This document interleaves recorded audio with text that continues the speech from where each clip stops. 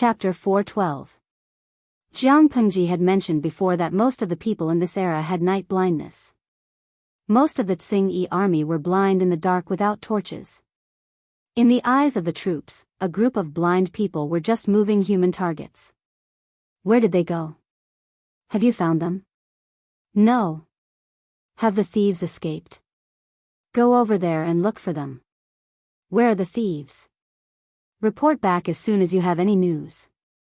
The Tsing-Yi army rushed over and held up their torches, illuminating the area as if it was daytime.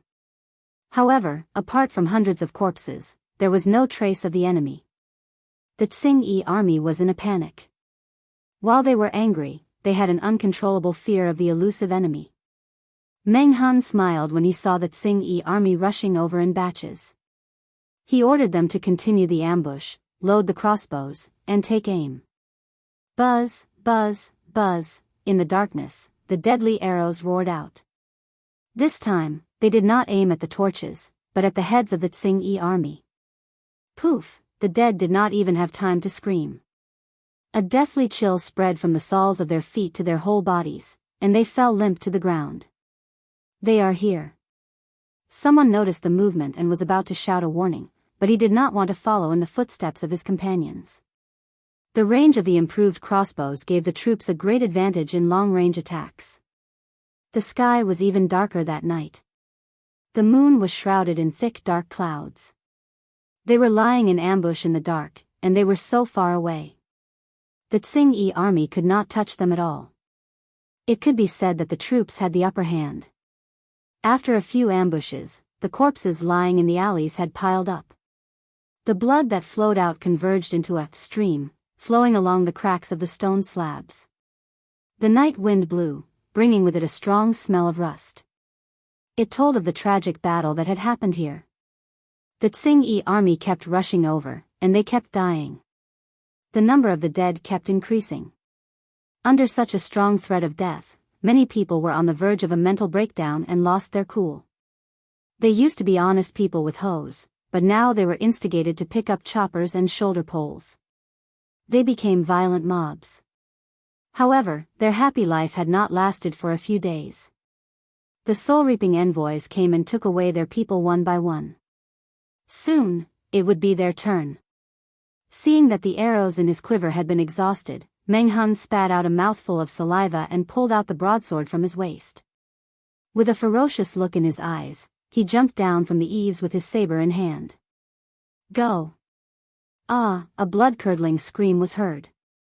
A member of the Tsing-Yi army's head was split into two halves from top to bottom.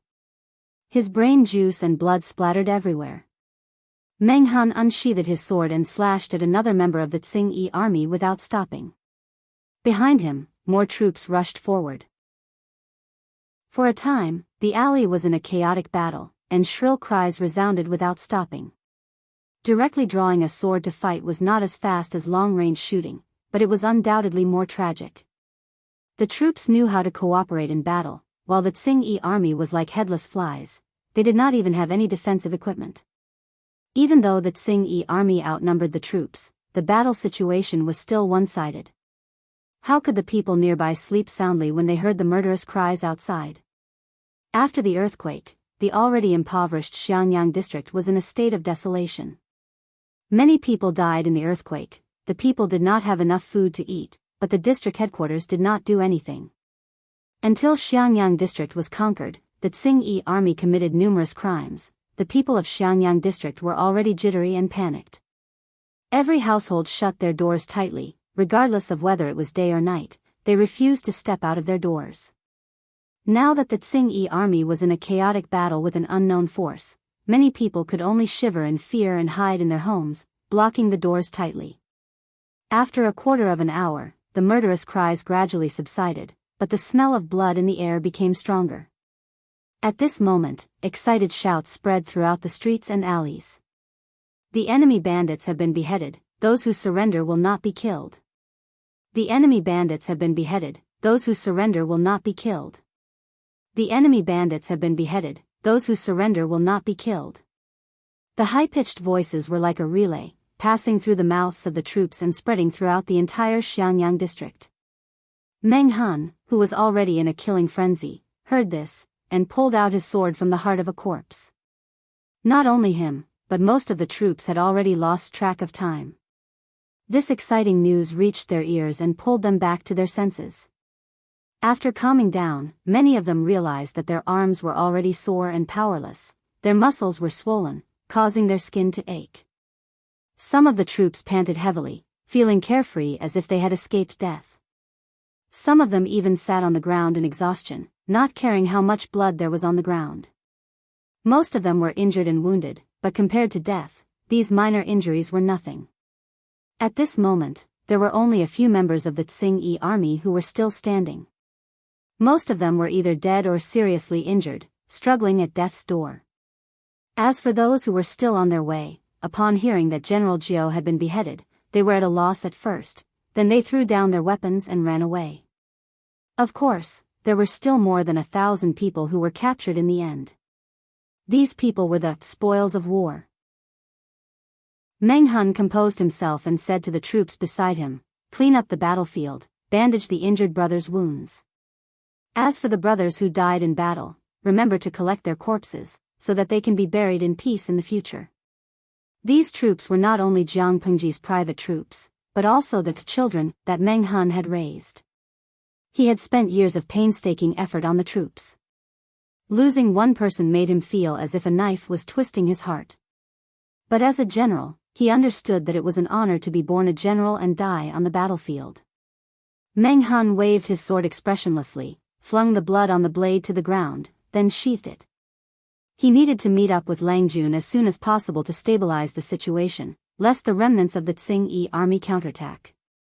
At this moment, more than 50 troops led by Jiang Pengji had already occupied the district headquarters, guarding the entrance and all the important crossings.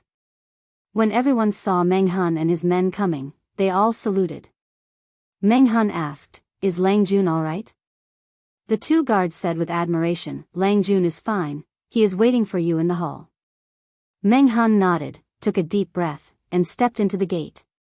The district headquarters was still as bright as day, the candles had not burned out, and the cold, bloodied corpses were still lying on the ground, no one collecting them. He did not look at them, directly walked over the broken bodies, and went straight ahead. Jiang Pengji sat in the seat of honor, General Jiao's head was placed on one side, his eyes were still open, and he died with a grievance. The room was full of blood, with the luxurious decorations, and the unfinished food and wine on the dining table, which seemed out of place. The audience in the streaming room kept wanting to talk to Jiang Pengji, and the bullet screen was flooded, but she was still indifferent. Since the situation in the district headquarters was stabilized, she sat in the seat of honor, as if she was waiting for someone. Meng Hun strode to Jiang Pengji and suddenly knelt down in front of her, his voice like thunder. Chapter 413. Your subject Chu Shiyu pays respect to the Lord. Lo Siji Lianmeng, your subject Wan Jixin pays respect to the Lord. Kojiao Qi Fan, your subject Lu Fangfang pays respect to the Lord. Featherdang Dio Kingshan, your subject Imo Mao Mao pays respect to the Lord. When Meng Hun knelt before Jiang Pengji and addressed her as his lord, the streaming room went wild. Countless viewers agreed with him. They all knew that it was a room for harem fights. The streamer had said that she refused to fight in the harem and was determined to rule the throne. But a few years had passed and she had not done anything. Many viewers even thought that Jiang Pengji was just boasting. Meng Hun's actions were undoubtedly a sign. From that night onwards, their streamer was ready to ascend to the heavens. Jiang Pengji's lips curled into a smile. Her cold face became a little warmer. She helped Meng Hun up and said, "You've worked hard tonight." Meng Hun stood up and couldn't help but grin, revealing a set of snow-white teeth. "That's not right, my lord. If we were to talk about who contributed the most in this siege, it would be my lord. I don't dare to take it all for myself." Meng Hun felt that night was the most carefree since he had rebelled against the Mengs. He felt like he had come back to life and his blood was boiling. Even though he was covered in blood and there was a lingering stench at the tip of his nose, he felt extremely comfortable from head to toe. If it was someone else, they might think that Meng Hun was just flattering her. But Jiang Pengji knew that he admired her from the bottom of his heart. The smile on his lips deepened, and his eyes were filled with warmth. No one can take away the credit that belongs to you. The head was to be hung on the city wall. Wen Zheng and the rest will understand when they see it. As she said that, she lifted her leg and kicked General Zhou's head. The head rolled down like a rubber ball. Meng Han nodded and said, "I'll do it now. How many prisoners of the Tsing-Yi army do we have?" Jiang Pengji stopped Meng Han and said, "I don't know how many troops were killed in this attack. Including the 1,000 imperial guards under Coach Luoyue, there are at most 2,000. The Tsing-Yi army can't even defend the city with 10,000 men, let alone the few of us. If there are members of the Tsing-Yi army who are willing to surrender, we can consider incorporating them into the army for the time being. Stabilizing the situation is the most important." Meng Han looked a little embarrassed. He felt that the number of captives this time was probably less than 2,000. There were more than 10,000 members of the Tsing-Yi army. 3,000 of them were lured out of the city during the day and all of them were annihilated on the Longhu boardwalk. Jiang Pengji led more than 50 troops and killed close to 500 members of the Tsing-Yi army. He divided his troops and led other troops to ambush the Tsing-Yi army near the west gate. He estimated that 3,000 of them were annihilated. After General Zhou was beheaded, another group was scared away. Based on this calculation, the remaining members of the Tsing-Yi army who were captured did not exceed 2,000. Seeing his expression, Jiang Pengji's heart skipped a beat. She said, "It's just a temporary incorporation to keep up appearances." Meng Han said, "Putting up a front?" "Yes, although Xiangyang district has been conquered, it's hard to guarantee that there won't be a second group of Tsing-Yi army coming to cause trouble. We need manpower now. When the situation in Xiangyang district stabilizes, I plan to recruit soldiers again. The selection criteria will be stricter. The quality of the soldiers is more important than the quantity. If I want to nurture, I will nurture elite soldiers." Meng Han understood what Jiang Pengji meant and felt relieved. "Then how does my lord plan to deal with the corpses of the bandits?" After experiencing the earthquake in Shangjing, Meng Han had some taboos about corpses. He was afraid that if the corpses decomposed, they would cause an epidemic or pollute the water source. Jiang Pengji replied without raising her brows, "Directly transport them outside the city and burn them. Special times call for special treatment. We don't have enough manpower. After taking over Xiangyang district, there are still many things to do. How can we have extra manpower to bury them? Now that the weather is hot, the corpses will rot easily if left for a long time. It's better to deal with them as soon as possible. Remember to transport them to a remote place and deal with them." Meng Han did not have much objection to burning them. After all, they were the corpses of his enemies. "Oh yes, get someone to get you some water and treat the wounds on your body. Otherwise, when the wounds fester, you'll suffer for nothing." Jiang Pengji was skilled. Although she looked disheveled and was covered in blood, the blood belonged to others. Meng Han belonged to the category of a normal person. Moreover, it was a chaotic battle in the middle of the night. He was ferocious and fearless and fought bravely. His arms, shoulder blades, lower back and other places had additional wounds. If they were not treated properly, when the wounds fester or become infected, it would be troublesome. After Meng Han heard this, his heart warmed. He said, "Thank you for your concern, my lord." Meng Han carried General Zhou's head and walked to the door. He summoned a troop and asked him to hang the head on the west city gate.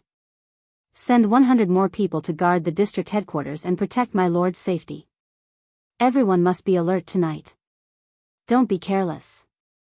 Although half of the Tsing-Yi army in Xiangyang district had been destroyed, the possibility of them making a comeback could not be ruled out.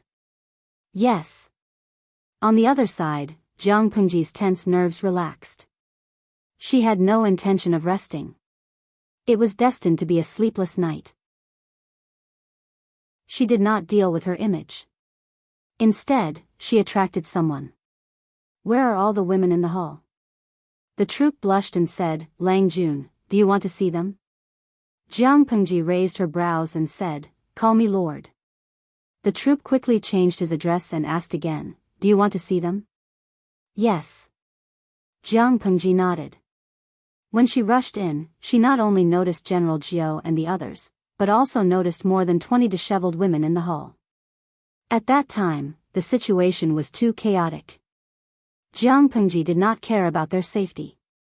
Now that they had settled down, she should arrange a place for them to go. The troops were a group of men. Even if they had strict discipline above their heads, it was hard to guarantee that no one would be tempted by them. After all, most of the troops were bandits. Jiang Pengji knew very well what bandits were like. Not long after, the women who were locked up in the small woodshed in the side hall were brought over. Every one of them was covered in dust. Some of them were silent, some were trembling, and some were expressionless, like walking puppets. Jiang Pengji sat upright in the seat of honor. The women recognized her. Thinking of her ruthlessness when she killed people, they became more and more timid. My lord, I have brought them here. Jiang Pengji glanced at all the women and then shifted her gaze to the troop. She asked in a flat tone, did you bully them? The troop's face turned pale and he said in a low voice, we didn't bully them. It's just that when we pushed and shoved, we inevitably touched them a little. The internal discipline of the troops was strict. Whoever dared to violate it would have severe consequences. They still had a sense of propriety. However, all adult men had some physiological needs. Jiang Pengji was not unreasonable. She did not expect these people to be monks who cultivated in seclusion and had few desires. In order to solve this conflict, she informed Meng Han that each troop could take a day off every month. They were free to allocate the day's time. As long as they did not kill, fight, or violate the disciplinary rules, she did not care about anything else. Of course, if they violated the rules she set, the consequences would be absolutely miserable. You are quite honest. You can leave. Search the district headquarters and see if there are any thicker clothes. Bring them to them. The young man hurriedly left as if he had been pardoned. After he went out, he secretly raised his hand to wipe his forehead and let out a long sigh of relief. Chapter 4:14. Now, only Jiang Pengji and the pitiful women were left in the hall. The first thing she said was, I'm not interested in you. You don't have to be so scared. Regardless of the women's reactions, the audience in the streaming room was about to kneel down before her. Streamer, are you comforting them or scaring them? Labor income tax, I think it's a threat. Lo Siji Lianmeng, there's nothing wrong with what the streamer said. She's a woman. Of course, she's not interested in women. The audience in the streaming room knew that Jiang Pengji was a woman who was more manly than men. However, the women who were hurt did not know that. Which family are you from? I'll send someone to escort you home tomorrow morning. Even after she said that, the women below still did not move. They just lowered their heads quietly. Some of them were still trembling. Jiang Pengji frowned. If you refuse to speak, I'll tacitly agree that you want to stay. You also know what will happen to a beautiful woman if she stays with a group of men. Do you still want to remain silent and refuse to return to your loved ones? At that moment, a young girl who was about 15 or 16 knelt down with a thud. She said with red eyes, sobbing, I'm the daughter of a wealthy merchant. Those beasts killed my whole family. Now I'm the only one left. How do you expect me to return? I'll never agree to stay and let them trample on me. I only ask that you take pity on me and give me a quick death. When there was a first, there would naturally be a second. Then, another woman knelt down to plead. Slowly, all of them knelt on the ground. Compared to General Jiao's ferocious and scary appearance, Jiang Pengji was slender and harmless. Even if she was covered in blood, she was more likable than General Jiao. Jiang Pengji rubbed her brows and asked in a dull tone, if you really want to die, why are you still alive? As soon as she said that, everyone's expression changed drastically. The remaining color on their faces faded. How could Jiang Pengji not know what they were thinking? They suspected that she was lying and thought that she did not want to let them go. Her good intentions were twisted and misunderstood by others. She was also depressed. I don't have any ill intentions when I say that. Jiang Pengji spread her hands and said, since I said I will send someone to send you home, I will definitely do it. The Tsing army is a mob. They have committed numerous crimes and view human lives as insignificant as ants. However, I am the district magistrate of Xiangyang district personally appointed by the emperor. In the territory of Xiangyang district, you are all citizens under my rule. Why would I hurt you? Alas, if you really don't have a place to go, I'll think of a way to settle you all down. Don't worry, I won't let anyone bully you. As soon as she finished speaking, the expressions of these women became very interesting.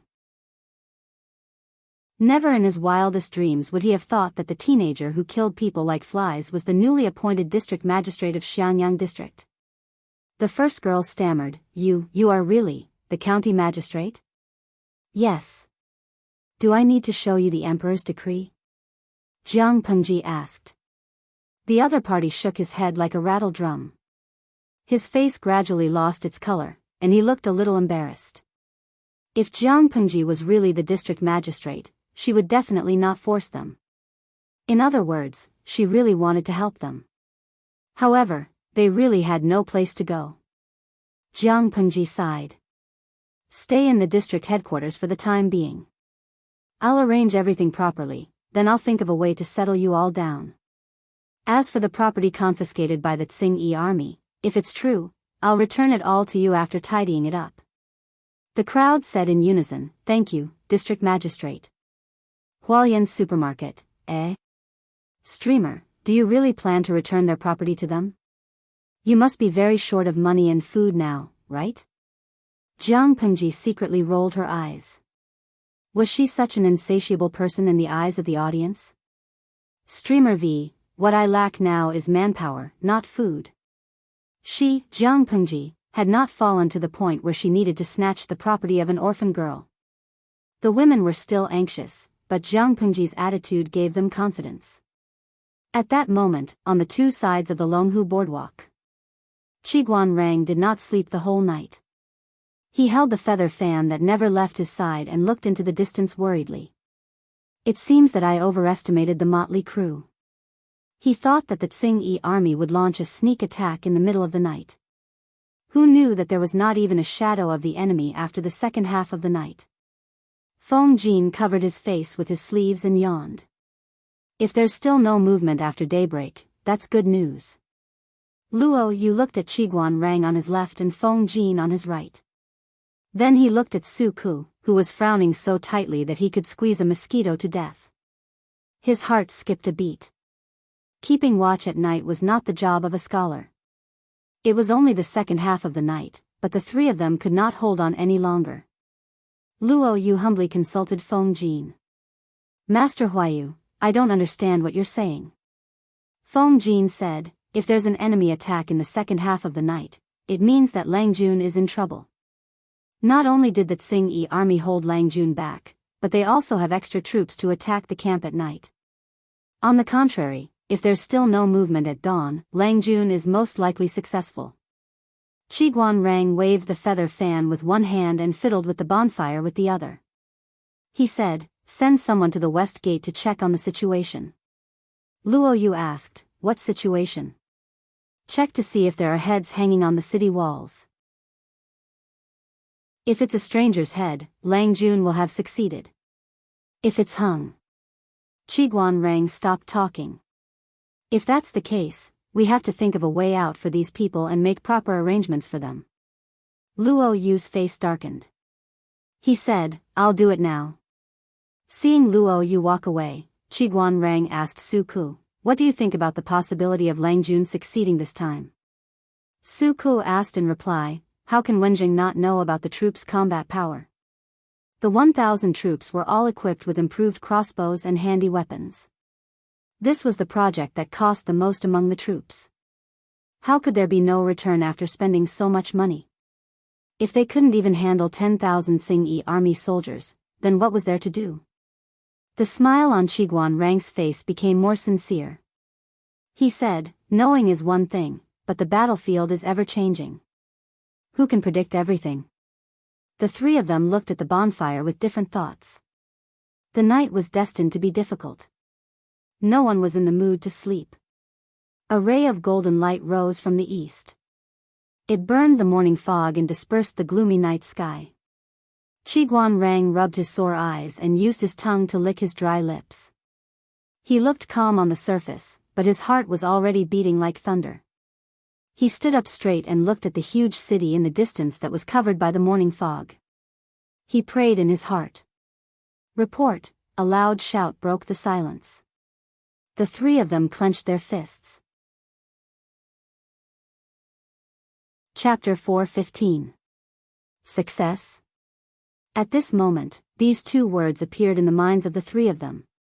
The emotions in their hearts were agitated and difficult to calm down. Feng Jin and Qiguan Rang's performance was considered calm and restrained. They did not have too obvious expressions. Su Ke stood up excitedly.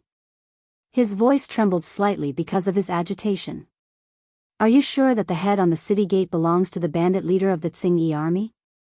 The Imperial Guard who reported the news cupped his fist and said, I specially disguised myself as an ordinary citizen and went to the west city gate of Xiangyang district to investigate.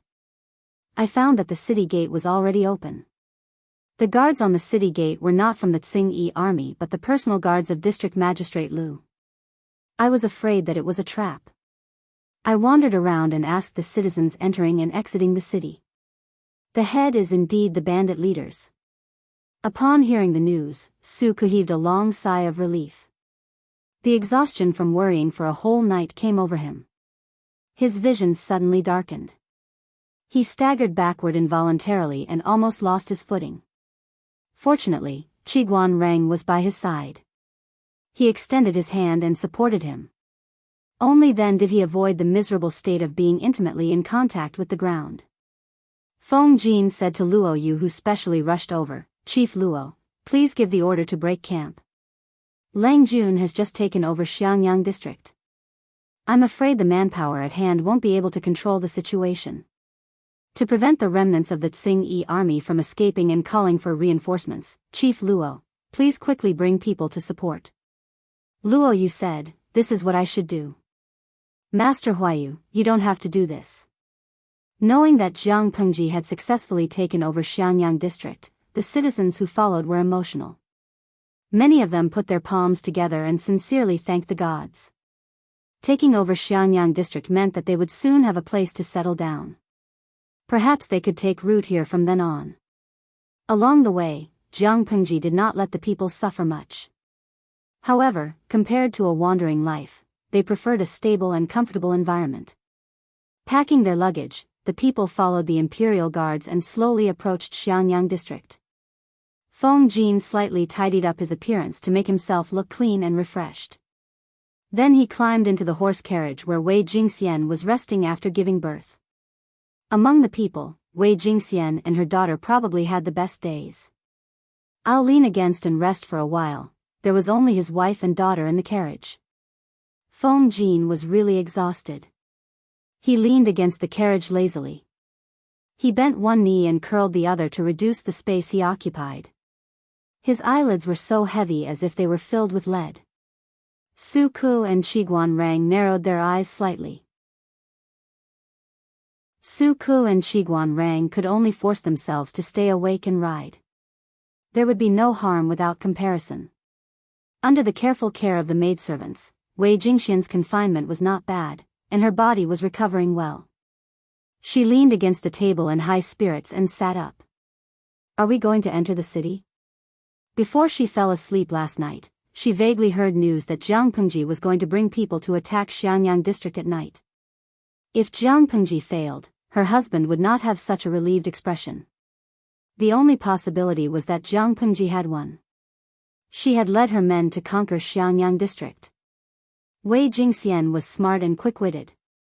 She didn't purposely ask for information and deduced the information she wanted from the details. Feng Jin narrowed his eyes and nodded slightly. His breathing gradually stabilized. Wei Jingxian saw that his body was shaking along with the jolting of the carriage, so he could not sleep well.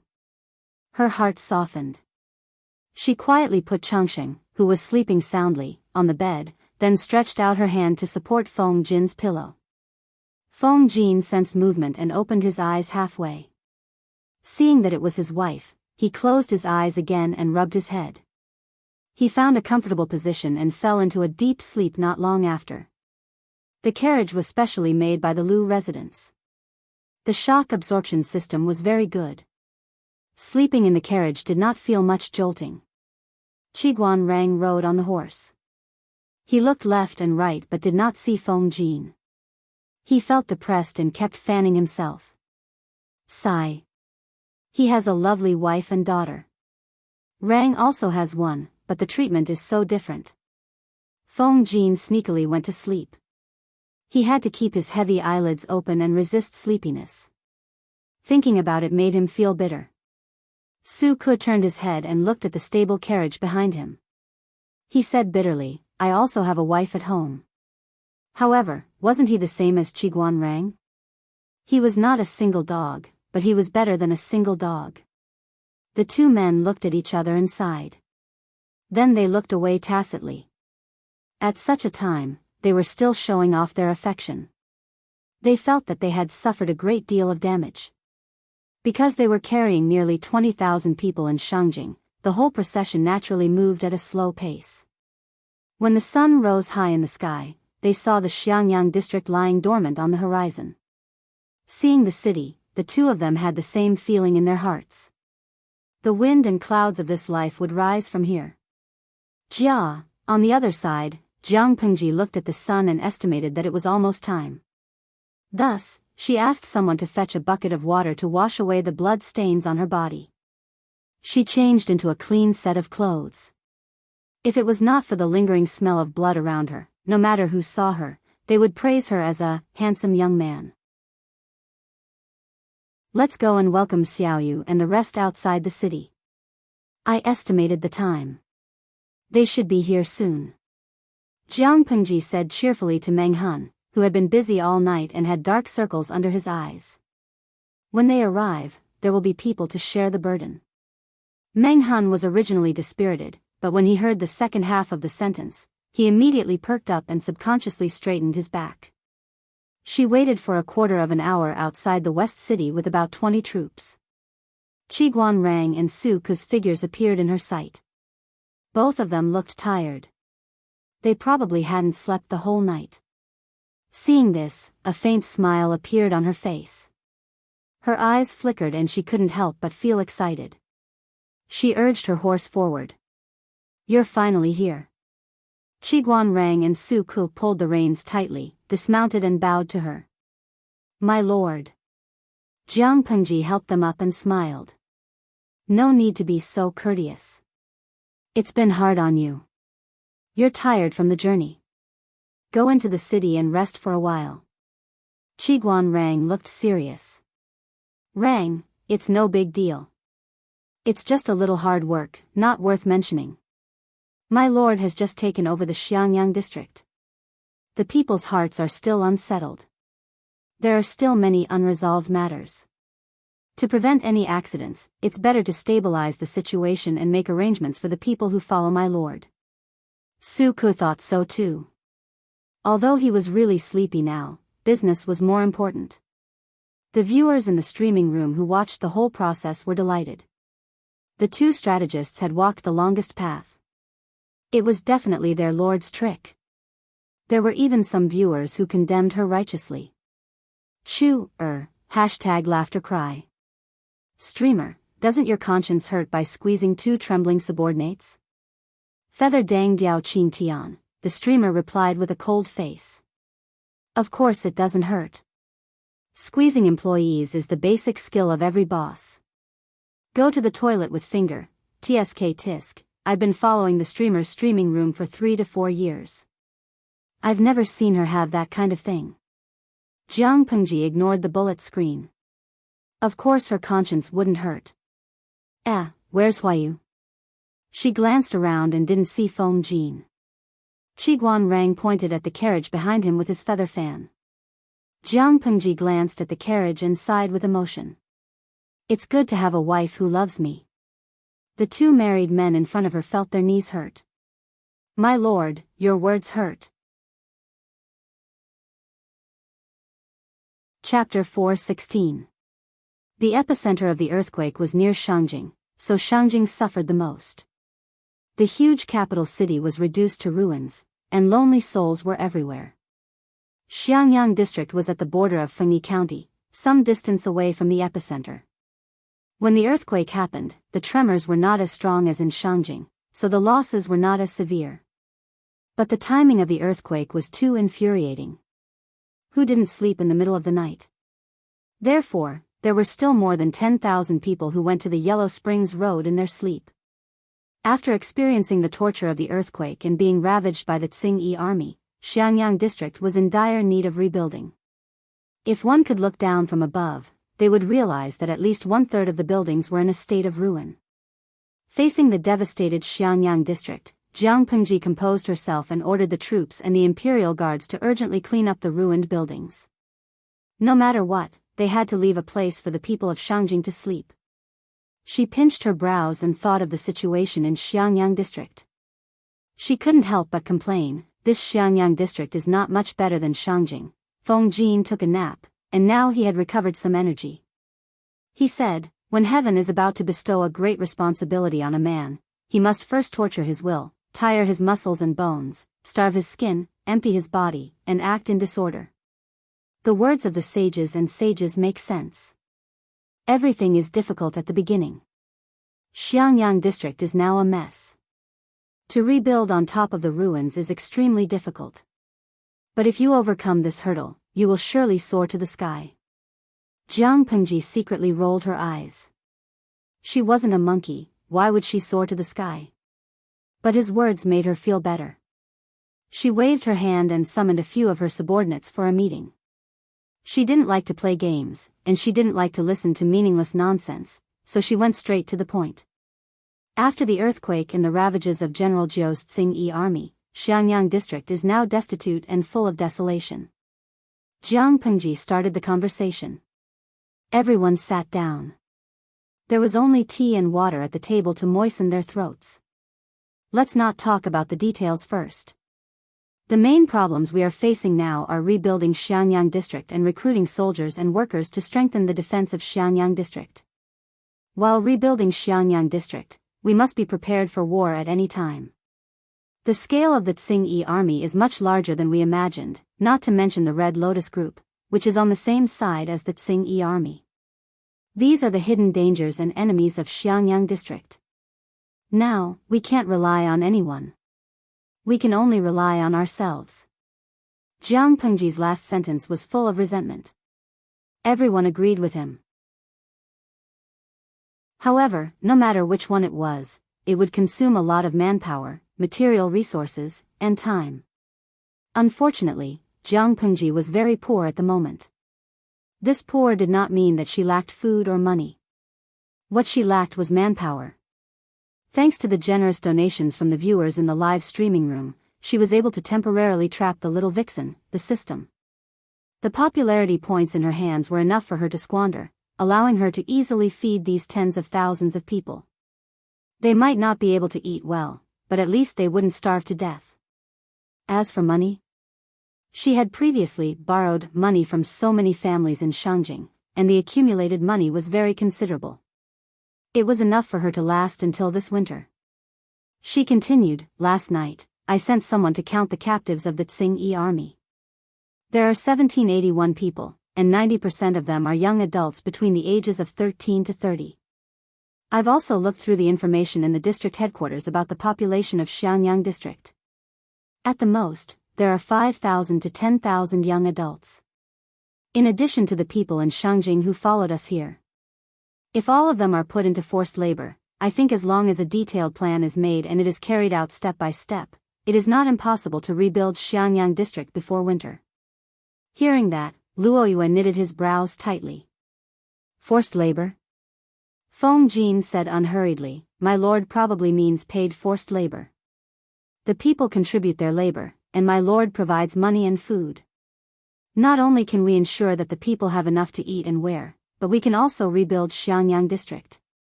My lord isn't rich now, and her family property is limited. But as the district magistrate, even if the people don't do anything, my lord can't let them starve to death. Food still has to be given. Rather than that, it's better to find something for the people to do. Forced labor was originally a form of unpaid physical labor. Now that the people were living in poverty and did not have enough to eat, if they were to work for free, Jianghu's good reputation would be completely ruined. Even if others asked her to do so, she would not do it. During special times, providing relief through work was an excellent method. She had done it before, so Feng Jin and the rest did not misunderstand. Of course, unpaid forced labor had long been deeply rooted in the hearts of the people. It was normal for Luoyue to misunderstand. Even so, I'm afraid there are not many people who are willing to respond, especially the local people of Xiangyang district. Qiguan Rang waved his feather fan. There was fatigue between his brows, but his eyes were bright and spirited. He continued to speak with a slightly mocking tone. Their families have money and stored food. When autumn comes, they can still harvest the autumn grain. They don't lack the food given by forced labor. The Tsing-Yi army wreaked havoc and confiscated the properties of many rich families. Confiscating one family was enough to fill their stomachs, so they did not care about the ordinary people. Therefore, the people had stored food in their homes. They had a certain level of confidence and had no need to sell their labor. The possibility of refusing forced labor was very high. After he finished speaking, Qiguan Rang even sneered in a low voice. His gaze was somewhat disdainful. Meng Han listened and suggested softly, "Why not increase the remuneration?" Jiang Pengji's gaze was helpless. Did she look that much like a nouveau riche? "Your lord, I am poor. How can I provide so much remuneration? The house was not built for me, She clasped her 10 fingers together and complained. Suddenly, she thought of something and had an idea. But, it's not that there's no other way. Due to the earthquake in Xiangyang district, countless buildings collapsed. Many houses and land are empty. If there's no family to inherit it, according to the law, it will be confiscated." Hearing her words, Feng Jin and the rest revealed a thoughtful expression. However, there was someone who reacted faster than them. The audience in the streaming room had enough of the pain of buying a house. They did not expect to be hurt by watching the streaming. Shocking. She's actually the oldest real estate developer in history. Inyang Kuaixian, if Xiangyang district is completely rebuilt and becomes a safe place to live in troubled times, I think the price of the land will be sky high.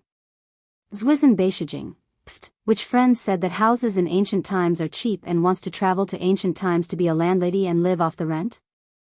Look, the streamer wants to get into real estate. The price of the house will be sky high. Not to mention buying a house and becoming a landlady, even if you travel to ancient times, you will still have to be a mortgage slave. F***CK. Jiang Pengji glanced at the bullet screen and felt rather innocent. She really did not think so much at first. Why did she invest in real estate and land? She only wanted to build houses on uninhabited land. Then, the people who participated in forced labor could live in the houses at a low rent. In the future, there would be a certain tax deduction. She could also rent farming equipment and cattle from the district headquarters at a lower price. Her idea was very simple. Chapter 417. Except for Luoyue and Meng Han, the two martial artists, whose brains were at a normal level, the rest of them were people with high IQs. Even though they were limited by the times, when Jiang Pengji made the suggestion, they all thought of the crux of the problem and extended it further. Others took one step at a time, but they took one step at a time and saw 10 steps ahead. They saw further and thought deeper and more holistically. "I think it's feasible, my lord." Feng Jin nodded. They had too little available resources at the moment. Only by playing with the whole market flexibly could they have the possibility of development. Qiguan Rang and Su Ke both agreed. As for Luoyue and Meng Han, they were there to listen and to see how big the gap in IQ between normal people and abnormal people was. Jiang Pengji still maintained the small gesture of interlocking her fingers. This posture was a habit she had developed in her previous life. Those who knew her would know that she was deep in thought when they saw this small gesture. I thought it was a good idea before, but I had a flash of inspiration just now. I suddenly felt that it could be done better. Jiang Pengji revealed a meaningful smile. She had to thank the viewers in the streaming room for the inspiration. Otherwise, she wouldn't have thought of it. Meng Han listened attentively and listened attentively. If he didn't understand, he would ask after the meeting. But Luo Yue obviously didn't have such awareness. He asked, "What is it?" Qiguan Rang gently waved his feather fan and explained to him, "I think that my lord's idea just now was to build houses on public land and then rent them to the landless commoners at a low price to reduce the pressure on them. Not only will it help the commoners, but it will also alleviate the predicament of the district headquarters itself." The earthquake in Xiangyang district caused heavy casualties among the people. Many fields have become ownerless. According to the rules, they have to be returned to the public. He was a little thirsty. He drank a cup of water to moisten his throat and continued, "To let the people have food, not only do we have to redistribute or rent the fields, but we also need to unify and cultivate fertile fields. If that's the case, the demand for farming tools and cattle will increase. When the district headquarters rents these things, they can add conditions. For example, the families who participate in forced labor will have some benefits. In this way, there will naturally be people who actively participate. Even the local people will participate in forced labor considering the need for farming tools for the autumn harvest." After Luo Yue listened, it was as if he had opened the door to a new world. He listened attentively for a long time, but it seemed that Jiang Pengji did not speak that much. How did these scholars comprehend the contents of a few hundred words from a few dozen words? This was probably the pain of having their intelligence suppressed. Seeing Luo Yu's dumbfounded expression, the audience in the live broadcast room became extremely busy. On one hand, they criticized the host for being inhumane and going to ancient times to do some real estate. On the other hand, they took screenshots of Luo Yu's expression and matched it with appropriate words. Then, they went to the live broadcast room and sent bullet screens to feel sorry for Luo Yu. Shedding killing scabbard, ha ha ha, my heart aches for poor Luo Yu. That look in his eyes makes me want to laugh. Little angel, poor child, he still doesn't understand how pathetic it is to be suppressed by others.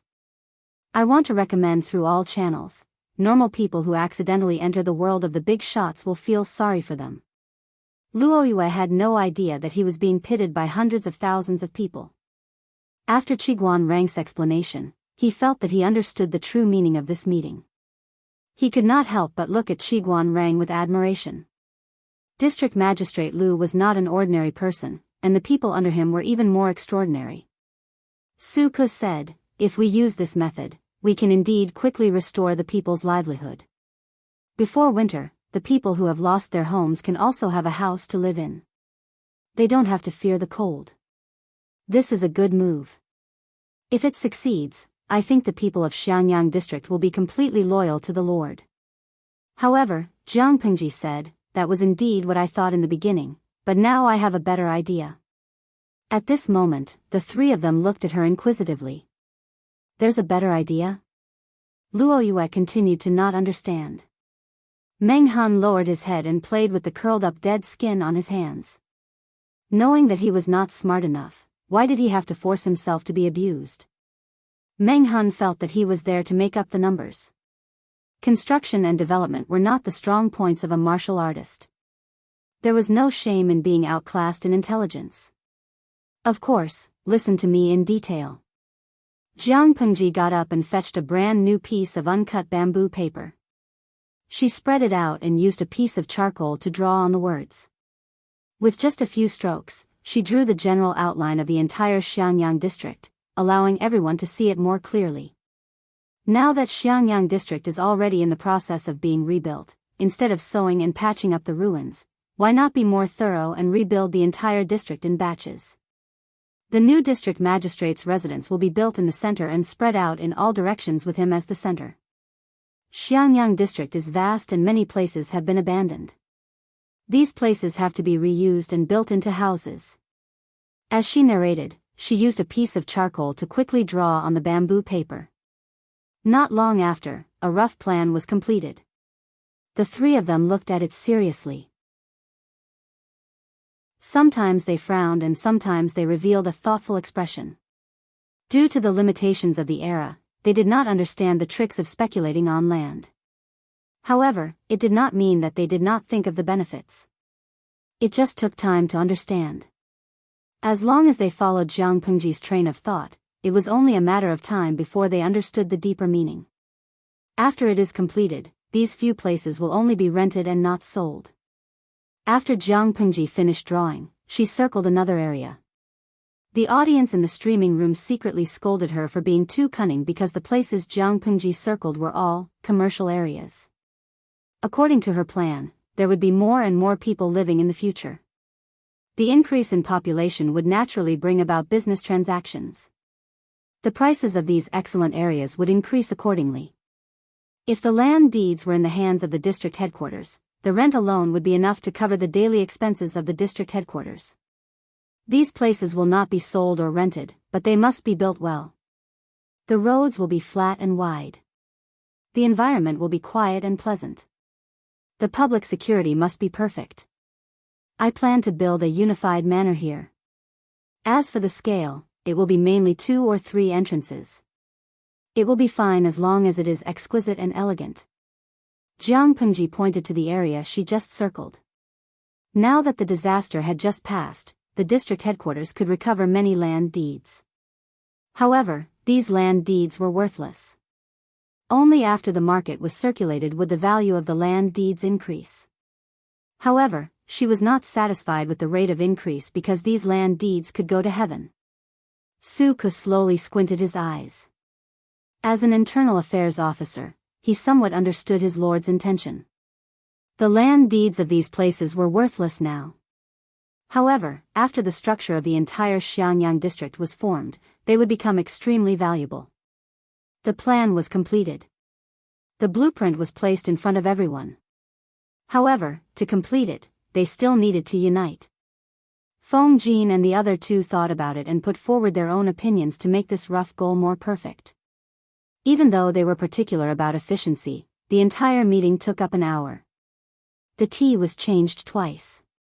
Finally, Jiang Pengji was responsible for assigning tasks. Xiaoyu, go and do a head count of the specific number of people. Write the recruitment notice for corvée labor. The daily wages will be paid on a daily basis. 30% will be paid with copper coins. The remaining 70% will be replaced with steamed buns or grains. Jiang Pengji said, write down all the details in detail. Send someone who can read to publicize it. We must make sure that the people understand the deeper meaning and avoid unnecessary misunderstandings. Chapter 4:18. After Jiang Pengji finished speaking, her eyes fell on Feng Jin and she said, Huayu, take some people to clean up the internal affairs of the district headquarters. Let the district headquarters resume operation as soon as possible. Calculate the amount of land that can be reclaimed and coordinate with Xiaoyu to arrange the manpower for the reclamation.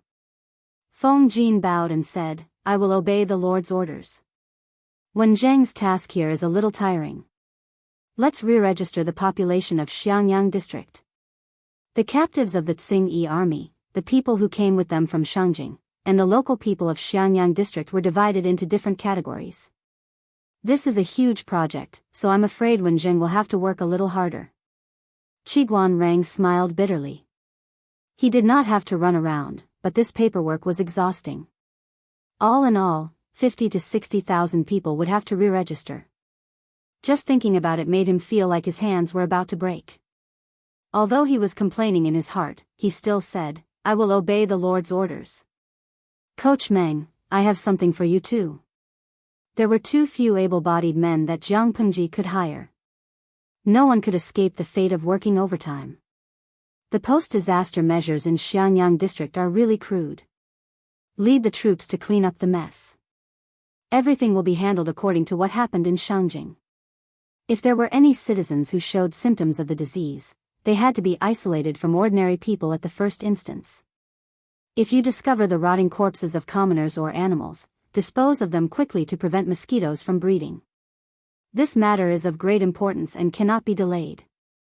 Meng Hun cupped his fists and said, "This subordinate obeys. I will not disappoint the Lord's trust." Finally, she looked at Luo Yu. Even though Luo Yue and his 1,000 imperial guards had not officially entered her organization, Jiang Pengji was very comfortable using them. She did not feel awkward at all. Seeing her like this, Luo Yue's heart skipped a beat. It was as if he could foresee the tiredness in the future. He could swear that ever since he met Jiang Pengji, within a short period of time, his workload had almost reached the sum of his years of work in the imperial military camp. "Instructor Luo, I shouldn't have troubled you with this. But as you can see, we are short on manpower now. She has no choice." She laughed bitterly and said, "Now that I'm thick-skinned for once, I hope that Instructor Luo can understand. She thanks Instructor's benevolence on behalf of the people." Luo Yu felt a chill run down his spine and hurriedly said, "Magistrate Lu, why do you have to do this? If there's anything you need me to do, just let me know. Since that's the case, I'll be thick-skinned this time. The security of the entire Xiangyang district will be handed over to you." Luo Yu was dumbfounded. When he said he wasn't being polite, he really wasn't being polite at all. Jiang Pengji spoke righteously. With her face, she looked very bewildering. The world is chaotic. Logically speaking, we should be united and overcome difficulties together. However, there are always thieves who want to make money from disasters. As far as she knew, there would always be human traffickers running rampant at this time, and there would be a lot of business. If they were not on guard, it was unknown how many innocent people would have their businesses stolen. For the peace of the people of Xiangyang district, I'll have to trouble Coach Luo with this matter. Luo Yu's teeth were knocked out and he swallowed the blood. "Leave this matter to me." Jiang Pengji was not ruthless. What was ruthless was that she took away half of the imperial guards and threw them to other positions. With less manpower, the pressure on Luo Yu suddenly multiplied. However, words that had been said were like water that had been spilled. There was no way for him to go back on his word. Seeing that everyone had been assigned their tasks and that they would be working overtime crazily for the next few months, the audience in the live broadcast room felt that something was wrong. The task had been thrown to Feng Jin and the others.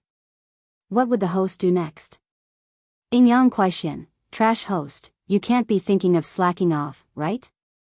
Lo Siji Lianmeng, am I the only one who feels sorry for Su Ku and the others? I feel that they will have to work overtime all the way until winter. There won't be a day of vacation in between. It's only May or June now. It's fine if they don't work overtime, but once they do, they will die. Just thinking about it makes me scared. Let me ask you, are you afraid of working overtime for half a year without any vacation or salary increase?" Shangshu Yoji, sigh, it's not easy to live in ancient times. Girls and guys who want to transmigrate should wake up. If you accidentally meet a black-hearted boss like the host, you will definitely be squeezed dry to the last drop of your value. The audience ridiculed her, but how could Jiang Pengji slack off? In fact, she had a very important task.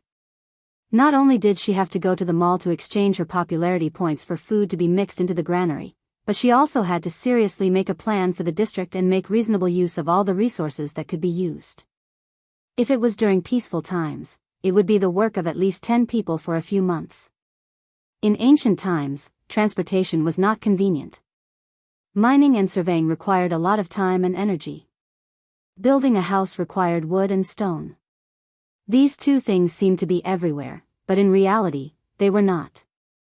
Although there were trees all over the mountains and plains, they could not be indiscriminately felled. The materials used were also very particular. In this era, building a house also required glutinous rice juice, glutinous rice, and lime. Occasionally, eggs were also used. People could not even fill their stomachs. Who could spare these things to build a house? Therefore, she felt that it was necessary to let the people of ancient times see the black technology of ancient times. In her era, building materials had already been developed to the limit. There was not much to learn from in this era. According to the introduction in the history textbook, most of the buildings in ancient times were reinforced concrete. They were derived from the brick houses of ancient times. Where did bricks and tiles come from? She flipped through the history textbook in her head. There was a rough introduction in it. It was made by kiln firing. Although the history textbook did not introduce it in detail, her foresight and knowledge allowed her to know more or less the fir. To the people of this era, the fir was an invaluable treasure. Coal was abundant in the north of Dongqing. There were many coal mining workshops in nearby Qingde County, but the amount of coal used was small. It was a good idea to use coal as a raw material for firing bricks in a kiln. In this era, there were already crude clay firing techniques. There were also many things that could be learned from it. Find someone to accompany me to walk around the mountains. Jiang Pengji randomly summoned 2 subordinates. When she went out in simple attire, it was already a mess outside. The audience in the streaming room continuously complained that Jiang Pengji was slacking off from work. She commanded her subordinates to run around in circles, but she had the leisure to walk around leisurely. However, there was no lack of knowledgeable audience in the streaming room who saw through the trick. They believed that the streamer was definitely not that kind of person. She had her reasons for doing so. Reality proved that Jiang Pengji did not let them down. After walking for 2 days, she had a general understanding of the soil quality in the vicinity of Xiangyang district. The plan in her mind was becoming more and more perfect. She consulted a few local farmers and hunters, and also personally investigated the area. She found a suitable clay material for making stone bricks. Of course, this was not the most important thing. She looked for mud not only for firing bricks, but also to arrange a proper outlet for the mud in the shopping center. Yes, the things sold in this lousy shopping center were lousy. The rubbish system even sold mud. In the past, when Jiang Pengji was bored and strolled around the shopping center, she had seen all kinds of mud. The price was abnormally high. The system introduced that each mud had its own value. For example, some mud was rich in nutrients and could increase the yield of crops. It could also transform barren land into fertile land. In short, it was very high-end. After the fake cloth was removed from the system, the mud category was only left with the simple and crude clay and sand. The price of each item dropped from the original sky-high price, almost to the point of crashing into hell. Chapter 419. The technology of the current era was indeed underdeveloped, but many technologies had their embryonic forms or general concepts. For example, there was already a crude technique for firing clay pottery, so it was not a problem to imitate it and build a kiln. Jiang Pengji ordered people to find an old man with good skills and asked him about his experience. Based on that, she designed a suitable kiln. The viewers in the streaming room were also enthusiastic to help, which greatly reduced her detours and allowed the work to progress smoothly. What do you think of the clay, sir? Jiang Pengji had already become a tabby cat. The wooden clogs she usually wore were changed into thick straw sandals. Her wide-sleeved shirt was changed into a simple and rough brown one. She did not look like a noble son from an aristocratic family, but more like the son of a farmer who grew up in a farm. If it was not for her noble temperament and elegant demeanor, perhaps people would have misunderstood. She had visited many places in the past 2 days and selected a lot of clay. Among them were some that she bought from the shopping center. She categorized them and used them as samples to consult the experienced old man in Xiangyang district who had good skills. The old man had inherited the art of firing pottery from his ancestors. He sold pottery bowls for a living. The most important person he had come into contact with in his life was the village magistrate. Since when did he have the chance to speak to the district magistrate face to face? Moreover, the district magistrate was humbly asking for his advice. If it was any other day, people would definitely say he was crazy and daydreaming. But today, something that would not even happen in his dreams happened right in front of his eyes. He calmed himself down and calmed his frightened little heart down. There were strange things every year, but there were especially many this year. There was a district magistrate who did not like work and liked to play with clay. The old man muttered in his heart, but on the surface, he seriously examined several types of clay. Based on the old man's many years of experience in firing pottery, he carefully selected 3 types of clay and analyzed their advantages and disadvantages. On the whole, they were very suitable to be used to make pottery. Jianghu took a look and saw that there was clay from the shopping center among them. Hearing the old man's affirmation, Jianghu felt relieved. Her 2 days of running up and down the mountain were worth it. What do you think, if we tamp them and make them into this shape? Jianghu took out a neatly folded piece of paper. After unfolding it, a 3-dimensional rectangle was drawn on it. The current drawing technique was restricted to a flat surface. There was no concept of 3-dimensional, let alone such a technique. The old man looked at it in amazement. Although the charcoal block's drawing was crude, even an illiterate person like him could understand what was drawn at a glance. What is the purpose of this? The old man turned the paper back and forth, feeling pity in his heart. Such a strange thing was drawn on a piece of bamboo paper. No matter how you looked at it, it didn't look like cutlery. Who knew what it was used for? If it was thrown on the ground, it could barely be used as a saddle, but wouldn't it be heavier than a saddle if it was made of clay? Jianghu said, building houses and paving roads. Look at this thing, it's so neat and tidy. If it's stacked up, look how neat it will be. The old man suddenly opened his eyes wide and said, this thing can be used to build houses and pave roads? Feeling like he had opened the door to a new world, the old man held the bamboo paper in his hands and muttered to himself. If we use this little thing to build a house, how much will we burn? Jianghu crossed her arms in front of her chest and said seriously, we can't always use this to build a house. Bricks, wood, and stone were used together. After the previous earthquake, she felt that it was better to build a house more sturdy. The houses of the current era were drafty in summer and drafty in winter. Because the whole body was made of wood, once a fire broke out, it would burn the whole area. It was impossible to save it. Jianghu wanted to add bricks to the current architectural style to increase the warmth and stability. If possible, she wanted to think about how to prevent fire. But she didn't specialize in this, she could only provide a general direction. The specific implementation would be left to the professionals. However, when it came to the reconstruction of Xiangyang district and the planning of houses, she also considered the problem of fire. The old man muttered, if we use this to build a house, how extravagant will it be? Because Jianghu's attitude was good, the old man who was trembling with fear at the beginning relaxed completely. He discussed with her how to start the kiln and how to burn the bricks. Among them was the problem of the burning temperature. According to the old man's experience, the amount of wood used to burn such bricks was extremely terrifying. The temperature required was very high. If the temperature was not high enough, the bricks in the kiln might all be burnt to a crisp. The loss would not be small. With the wood, it would be better to use it to build houses instead of burning bricks. The old man silently swallowed his words.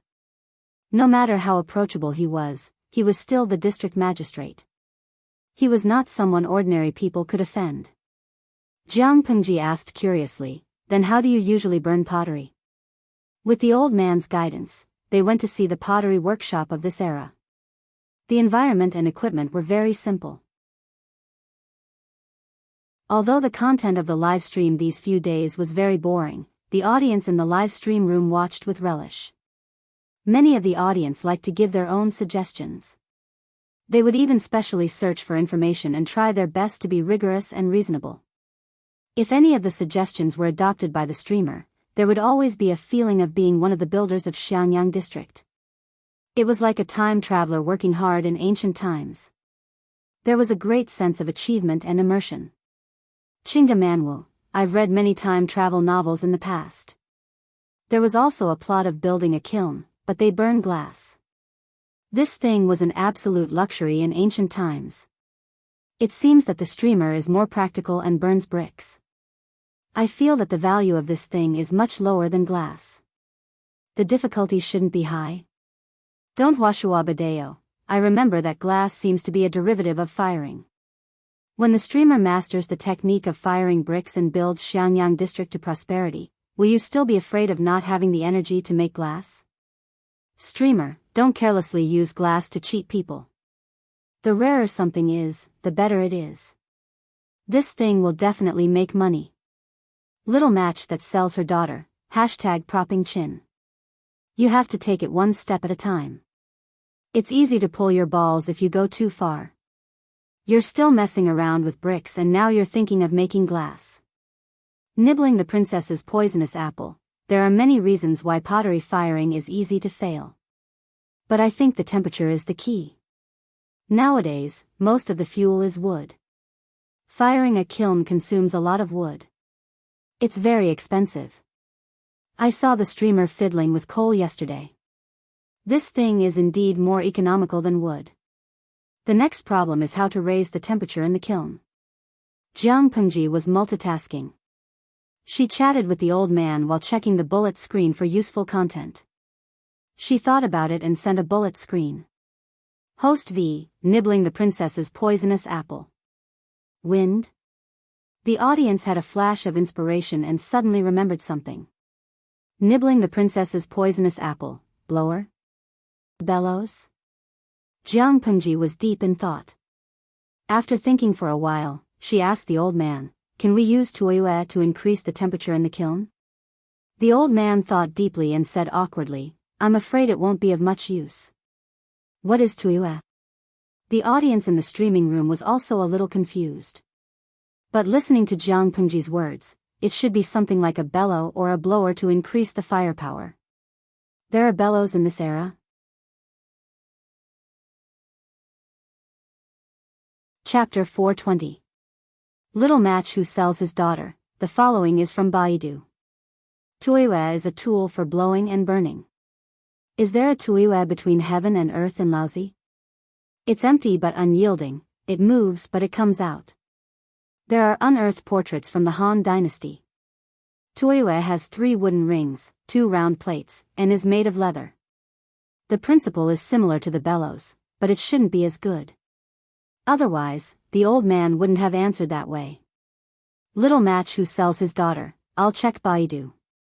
Baidu said that the double-action piston bellows is the most important invention in Hua country. It's definitely more advanced than the tuoyue. If Jianghu was alone, she might have to spend a lot of time on this thing. But the viewers in the streaming room worked together, which greatly reduced the difficulty. Double-action piston bellows? Jianghu fell into deep thought. What came to her mind wasn't the bellows, but the contents of the mechanical foundation course. If the bellows were derived from the tuoyue, the two should have something in common. She asked the old man if there was a tuoyue in the workshop. Then, under the old man's confused gaze, she studied the tuoyue over and over again. I think I have an idea. This should be able to raise the temperature in the kiln to meet the conditions for baking bricks. The old man saw her sitting on the floor, taking out new bamboo paper and laying it on the ground. He took a piece of charcoal and started drawing. His originally calm expression instantly cracked. I didn't expect you to be such a frivolous district magistrate. Why are you playing tricks instead of doing your job properly? The viewers in the streaming room also said, Streamer, why aren't you obediently fighting for the world? Why are you inventing? Streamer, if you steal someone else's job, the Mahist will cry in front of you. On the other side, Jianghu was playing around with the tricks in the eyes of others. Her subordinates were already crazy busy. Luoyue led 500 imperial guards to patrol everywhere. Not only did they have to pay attention to threats from the outside world, but they also had to pay attention to the security in the city. Needless to say, the facts proved that Jianghu had foresight. Luoyue caught 4 or 5 human traffickers who wanted to steal children or forcefully buy them. At first, he could still maintain a calm expression. He ordered his men to beat up the human traffickers according to the law and fine them a sum of money. Later, he directly arrested them and threw them into the district headquarters prison. If it wasn't for someone stopping him, he would have pulled out his sword and chopped them up. Damn bear, Didn't he see that they were so busy that their feet didn't even touch the ground, wishing they could hit the back of their heads with their feet? To think that there would be such an ignorant fellow who would bump into me and increase my workload. Luo Yu, who was exhausted from working overtime, felt that anyone who tried to disrupt the peace and order of the county deserved to die. In reality, Luo Yu's situation was still considered good. The other people's situation could be said to be an Azura's battlefield. Qiguan Rang had never liked to stand out, but household registration was no small matter. He had to take it seriously. 50 to 60,000 people at the very most, and every single one of them had to be registered. How long would it take for him to be so busy? After 2 days in the Azura field, he couldn't care less about his demeanor and almost roared at Jianghu. They wanted him. They wanted him. They wanted him. Important things must be repeated 3 times. However, 99 out of 100 people were illiterate, let alone able to write. Where was she going to find someone who could read and write for him? Qiguan Rang's eyes were bloodshot and bloodshot. He had completely lost his poise. I don't care, you have to give me the person, or I'll die in front of you. Jiang Pengji did not even dare to guess what realm the man had reached in his cultivation. In order not to drive Qiguan Rang crazy, Jiang Pengji could only think of a way. Perhaps it was a blessing from the heavens. She saw Takshu, who was serving her tea, and suddenly had an idea. She said excitedly, "There's someone." "Who?" Jiang Pengji said, "Aren't there a few girls living in the backyard of the district headquarters?" They were originally from an extraordinary background. If it wasn't for the Tsing army, they wouldn't have fallen to such a state. Not to mention how talented they are, I think they should be able to write. Why don't we hire a few to be your clerks and help you with the registration? Qiguan Rang furrowed his brows and said, "Sure." Before those girls met with misfortune, they were all famous rich girls in Xiangyang district. As the saying goes, the poor raise their children, the rich raise their daughters. All of them were literate, so it was not a problem for them to help with household registration. However, they still had to seek their opinions on this matter. Fortunately, Xiangyang district was north of Dongqing, so the atmosphere was not affected by the neighboring country, Zhongzhou. It was not a big deal for the girls to show their faces. Hearing this, the girls looked at each other. After hesitating, 9 girls agreed to help. The others either felt tired or felt that it was beneath them to deal with the commoners. Qiguan Rang was too lazy to express his opinion. He asked someone to prepare men's clothing for the 9 girls and even asked them to make their faces coarser. Then, he pulled them away. Before Jiang Pengji could heave a sigh of relief, Feng Jin quietly came to the door. He did not say anything, he just looked at her. She felt a little guilty.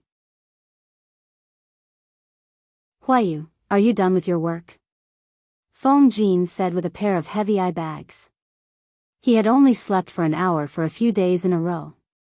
The circles under his eyes were a little dark. "I haven't seen Changsheng and Jingxian for 3 days. I'm so busy that I don't even have time to see my wife and daughter." "My lord, don't you feel bad about this?" Jiang Pengji said innocently, "I have no one here. I cried, threw a tantrum, and threatened to hang myself." "My lord, I don't want to make things as ugly as Wenjing," Feng Jin said faintly. The audience in the streaming room was extremely distressed. They continuously lashed out at Jiang Pengji, the Zhou Bapi. "Lo Siji Lianmeng, look at you, streamer, what sins have you committed?" Qiongbing Jianwu, a good son of an aristocratic family, was forced to say that he cried, threw a tantrum, and threatened to hang himself. "It's a human tragedy. Han Yutong, that's enough. Streamer, do you have the heart to see Feng Jin hang himself in front of you?" "Pia Pia Ouyang, aren't there more than 10 women in the backyard of the district headquarters? Ask them. All of them are literate and can write. Host, can you bear to watch them eat rice and do nothing? Those are all shining grains. They don't fall from the sky. They cost money.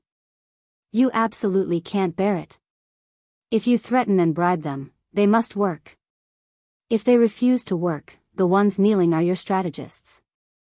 Feng Jin said faintly, yesterday, Jingxian sent someone to deliver a letter. She said that Changxing misses her father. Jiang Pengji held it in for a while and said, I'll try. After sending Feng Jin off, Jiang Pengji did not have time to catch her breath. Meng Hun came from outside again. I really have no one here. If you don't believe me, go to the backyard and take a look. Meng Hun was dumbfounded. He said, what do you mean there's no one in the backyard? Jiang Pengji coughed softly and said, nothing. Meng Hun then began to report the progress of the past 2 days. Speaking of miserable, Meng Hun was also very busy these days. He slept less than 2 hours a day. Even his meals were eaten while he was on the road. However, he was too honest. He always worked hard and did not complain no matter how hard or tired he was. After reporting the progress, he returned to his post and continued to fight. Jiang Pengji heaved a long sigh of relief. She ate some dry steamed buns to fill her stomach. She asked Takshu to get a basin of water for her to wash her feet. She lowered her head to clean the blisters on her feet. Wooden clogs broke easily. Straw sandals rubbed her feet. She had been climbing up and down for the past few days and was very tired. At that moment, a message came from outside saying that Su Ku had arrived. Jiang Pengji was speechless. Not only was she speechless, but the audience in the streaming room was also convulsing with laughter. They kept saying that she was getting what she deserved. Chapter 421. Looking at the screen full of ridicule, Jiang Pengji felt like she was about to collapse. Host V, I'm telling you seriously, if you continue to ridicule me, I'm going to throw a tantrum and go on strike. This kind of threat was really weak to the audience. Instead, they laughed even harder. Zuizhen Beishijing, Emperor of Dongqing, I'm not dead yet, you rebel, how dare you call yourself Emperor? Buduhuo Bideo, hashtag propping chin, I feel that sooner or later the host will call herself Emperor, I'm just enjoying it first. Cat food is here, do you guys want to bet on why Su Ku is here? Is he looking for the host to ask for people or to report to her about his work? I think a crying child gets milk. Uncle Meng Hun is too honest, he only works and doesn't talk. I feel sorry for him. I don't think Su Ku is the type to keep quiet, he's probably here to cry too. The audience started to bet. Jiang Pengji put her feet down and put away the tool she used to pick up blisters. In less than 2 breaths, Su Ku walked over with steady steps and bowed to her. Jiang Pengji was scared and asked helplessly, Xiaoyu, are you short of manpower and want to ask me for it? Su Ku looked at her silently, then took out a thick new account book from his sleeve. As an accountant who had been with Jiang Pengji for many years, Su Ku was very familiar with accounting. Jiang Pengji's heart skipped a beat. She took the book from Su Ku and opened it.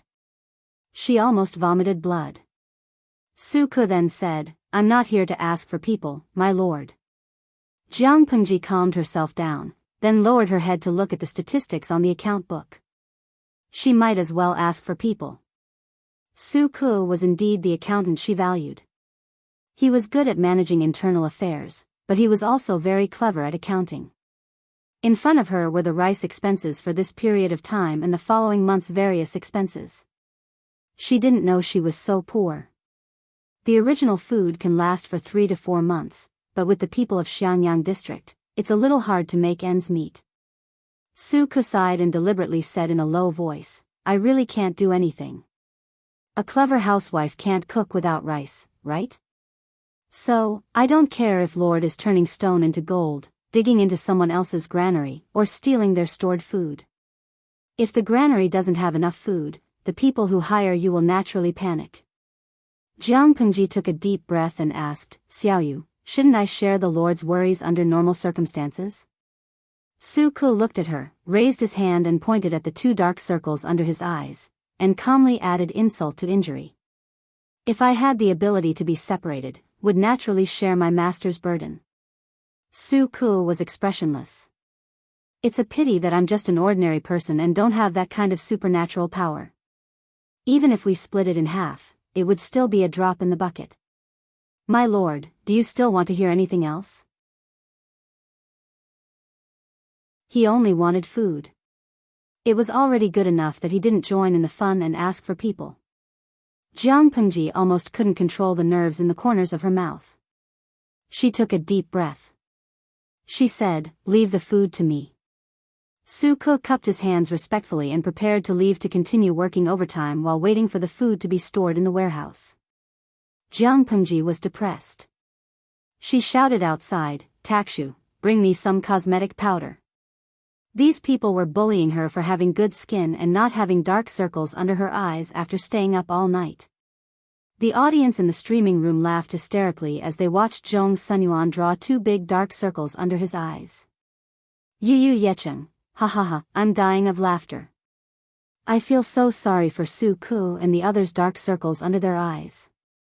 The lousy streamer exploits her employees and doesn't give them holidays or raises.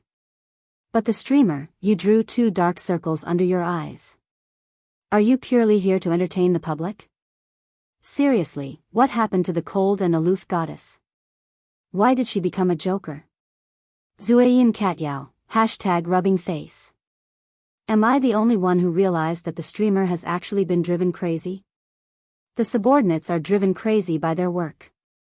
The streamer is driven crazy by her subordinates and work. They were born from the same root, so why hurt each other?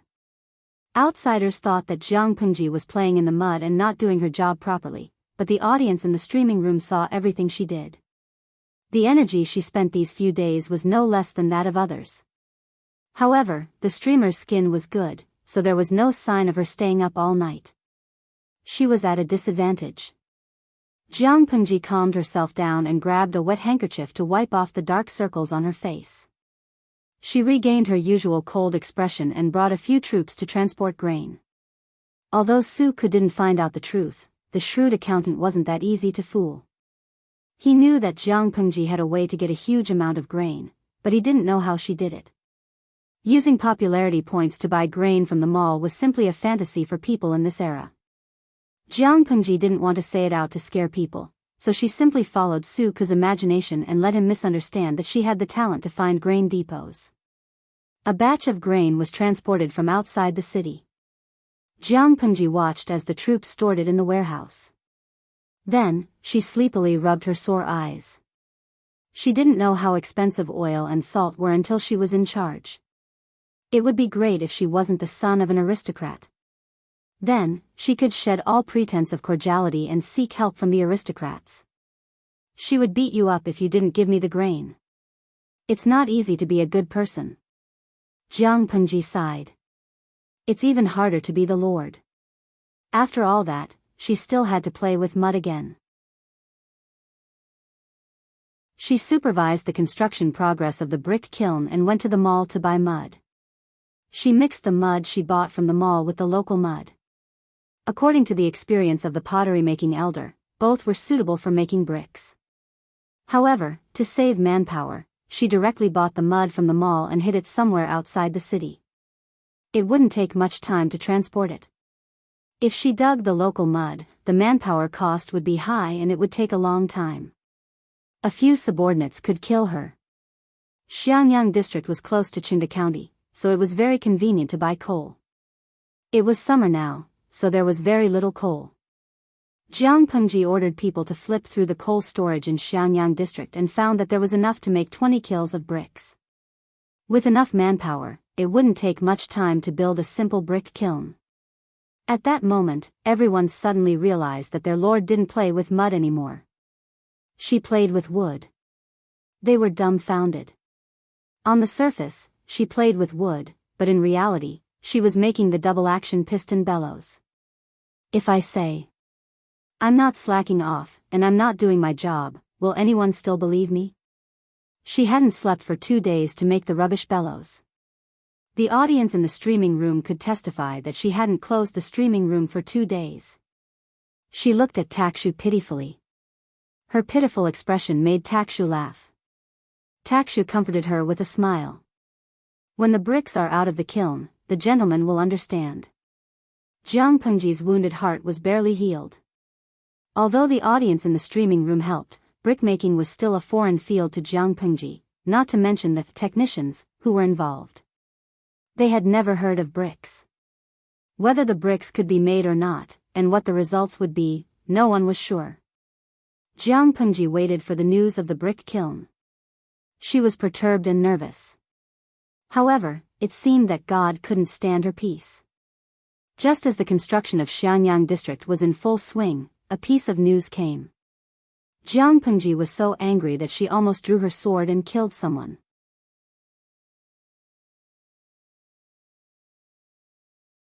Chapter 422. Jianghu did not like to swear. She had always believed in the principle of using her fists instead of her mouth. Since the start of the streaming room, it seemed that only the Tsing-Yi army had enjoyed such a high standard of treatment. What ability did the Tsing-Yi army have to provoke Jianghu into cursing?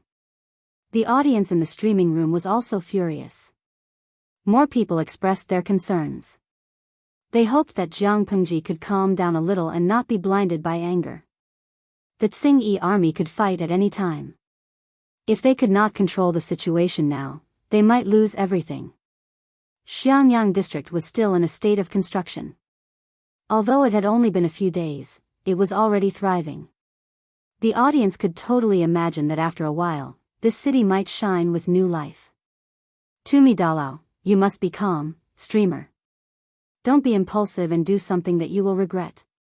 Baidu News Department, yes, yes. The debt of the Tsing-Yi army can be settled at any time. Streamer, don't be impulsive, Buxiang Jiagang Zixiangxi, impulsiveness is the devil. Someone, hold the streamer down. Apart from these persuasions, there were naturally people who jeered. Some were completely malicious, while others were too angry. Xingshi Zizi, what are you afraid of? Are you just going to be a coward? The Tsing-Yi army directly stepped on the streamer's head. These heartless fellows deserve to die. If the streamer does not do anything this time, guess how serious the consequences will be?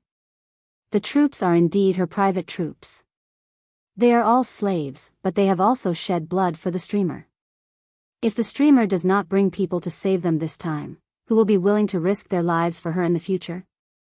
Bwai Heshabi, didn't the Tsing-Yi army plead for the people?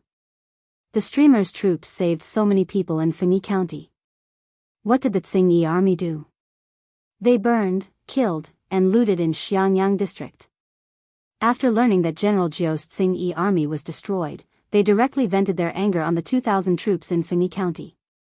They are simply beasts. Jianghu was in no mood to read the bullet screen. She looked at the messenger solemnly. Her lips were tightly shut. The aura around her was filled with blood and ruthlessness. Even though she was dressed cleanly, she still gave the illusion that her whole body was stained with blood. She was like a soul reaper who had crawled out of hell. The technicians, who were looking after the brick kiln, shivered. They did not even dare to look up at her. Jianghu curled her lips and revealed a bloodthirsty smile. I haven't even gone to look for trouble with them, but they've already come knocking on my door. Coincidentally, there's a shortage of manpower here. She didn't know how long she had been holding it in, but her voice had turned from clear to hoarse. It was very uncomfortable to listen to. Jianghu said to the messenger, gather a few gentlemen and summon Coach Meng and Coach Luo. We're having a meeting. The last two words were almost squeezed out from the back of his molars, filled with killing intent. Qiguan Rang and the others arrived at the district headquarters one after another. As soon as they entered the door, they saw Jianghu sitting at the seat of honor. Her aura was stifling. Lord, what happened? Qiguan Rang was the first to arrive, but he had never liked to be at the top, so he sat in a more secluded spot. As soon as he sat down, he saw Feng Jin and the others also entering. Their tired faces were filled with suspicion. They hadn't gathered together like this since the last meeting to assign tasks. Something big must have happened. This thought emerged in everyone's mind at the same time. Jianghu didn't answer Qiguan Rang's question. She only gestured for them to take their seats before letting the messenger in. She said in a hoarse voice, repeat what you just said to the gentleman again. Hearing Jiang Pengji's voice change, their hearts skipped a beat. They tacitly turned their gazes to the messenger. The more they listened, the heavier their hearts sank. The messenger said, "This morning, a severely injured soldier arrived outside the city. After careful identification, he turned out to be one of my lord's troops." The soldier's injuries were severe. He only had time to say, "The Tsing-Yi army attacked Fengyi County, attacked the troops at night and massacred the people." Due to his heavy injuries, he fainted and is still in danger. Attacked the troops at night? Massacred the people? When Feng Jin and the others heard this, their hearts sank. Qiguan Rang tightened his grip on the feather fan in his hand. He was the one who brought the 3,000 troops out of Chongzhou. Among them, 1,000 followed him to receive Jiang Pengji, while the other 2,000 went to Fengyi County to rescue the people. The situation in Fengyi County was more dangerous, so after Jiang Pengji took over Xiangyang district, she didn't bring the troops back. However, who would have thought that the Tsing-Yi army would be so narrow-minded? When they heard that General Jiao was killed, they took advantage of Fengyi County's unpreparedness to attack and occupy it. They even attacked the wounded camp where the troops were at night. For a moment, the entire district headquarters was immersed in a heavy atmosphere. After a while, Jiang Pengji heard a flurry of hurried footsteps coming from outside. Another messenger came in. "My lord, the troop who delivered the message has woken up." Jiang Pengji said, "Get someone to carry him in." Not long after, 2 people carried a stretcher in. A troop covered in blood was lying on it. He was barely breathing and his chest rose and fell weakly. When he saw Jiang Pengji approaching, his dull and lifeless eyes suddenly brightened. 2 streams of turbid hot tears rolled down his cheeks. He said with great effort, "Lang Jun. The Tsing-Yi army. That group of bastards, attacked at night, and injured, many of our brothers, are now in limbo. Lang Jun, you must save them." Jiang Pengji clenched her molars and said, "I will bring them back, not one of them is missing." Hearing her promise, the troop's lips trembled a few times. His eyes were filled with nostalgia and regret, but they gradually dimmed. After a while, Feng Jin raised his hand and placed it under the man's nose, then felt his pulse. He said in a low voice, "He's gone." Jiang Pengji bit her lower lip and suppressed the surging murderous intent in her heart. Carry him away and give him a proper burial. Except for the first few servants she bought and the soldiers brought by Meng Han, the rest of the troops were basically bandits. In the beginning, they did submit to Jiang Pengji for the sake of survival. But after a long time, they found the feeling of being upright and upright people. Their hearts were filled with hot blood. Even if they were bandits with a goal. They were willing to shed their blood for those who understood them. Their feelings were mutual. They were loyal to Jiang Pengji, so she naturally cherished these subordinates. Jiang Pengji closed her eyes. When she opened them again, she was already calm. She looked at the stretcher that was being carried away and said in a flat voice, "I want to send troops to rescue them." Feng Jin opened his mouth and said after a while, "I can understand my lord's feelings, and I won't stop you now. I hope my lord understands what it means to send troops at this time. There are many things to be done in Xiangyang district. It's so weak that it can't withstand a single blow. If my lord brings troops to support them, I'm afraid."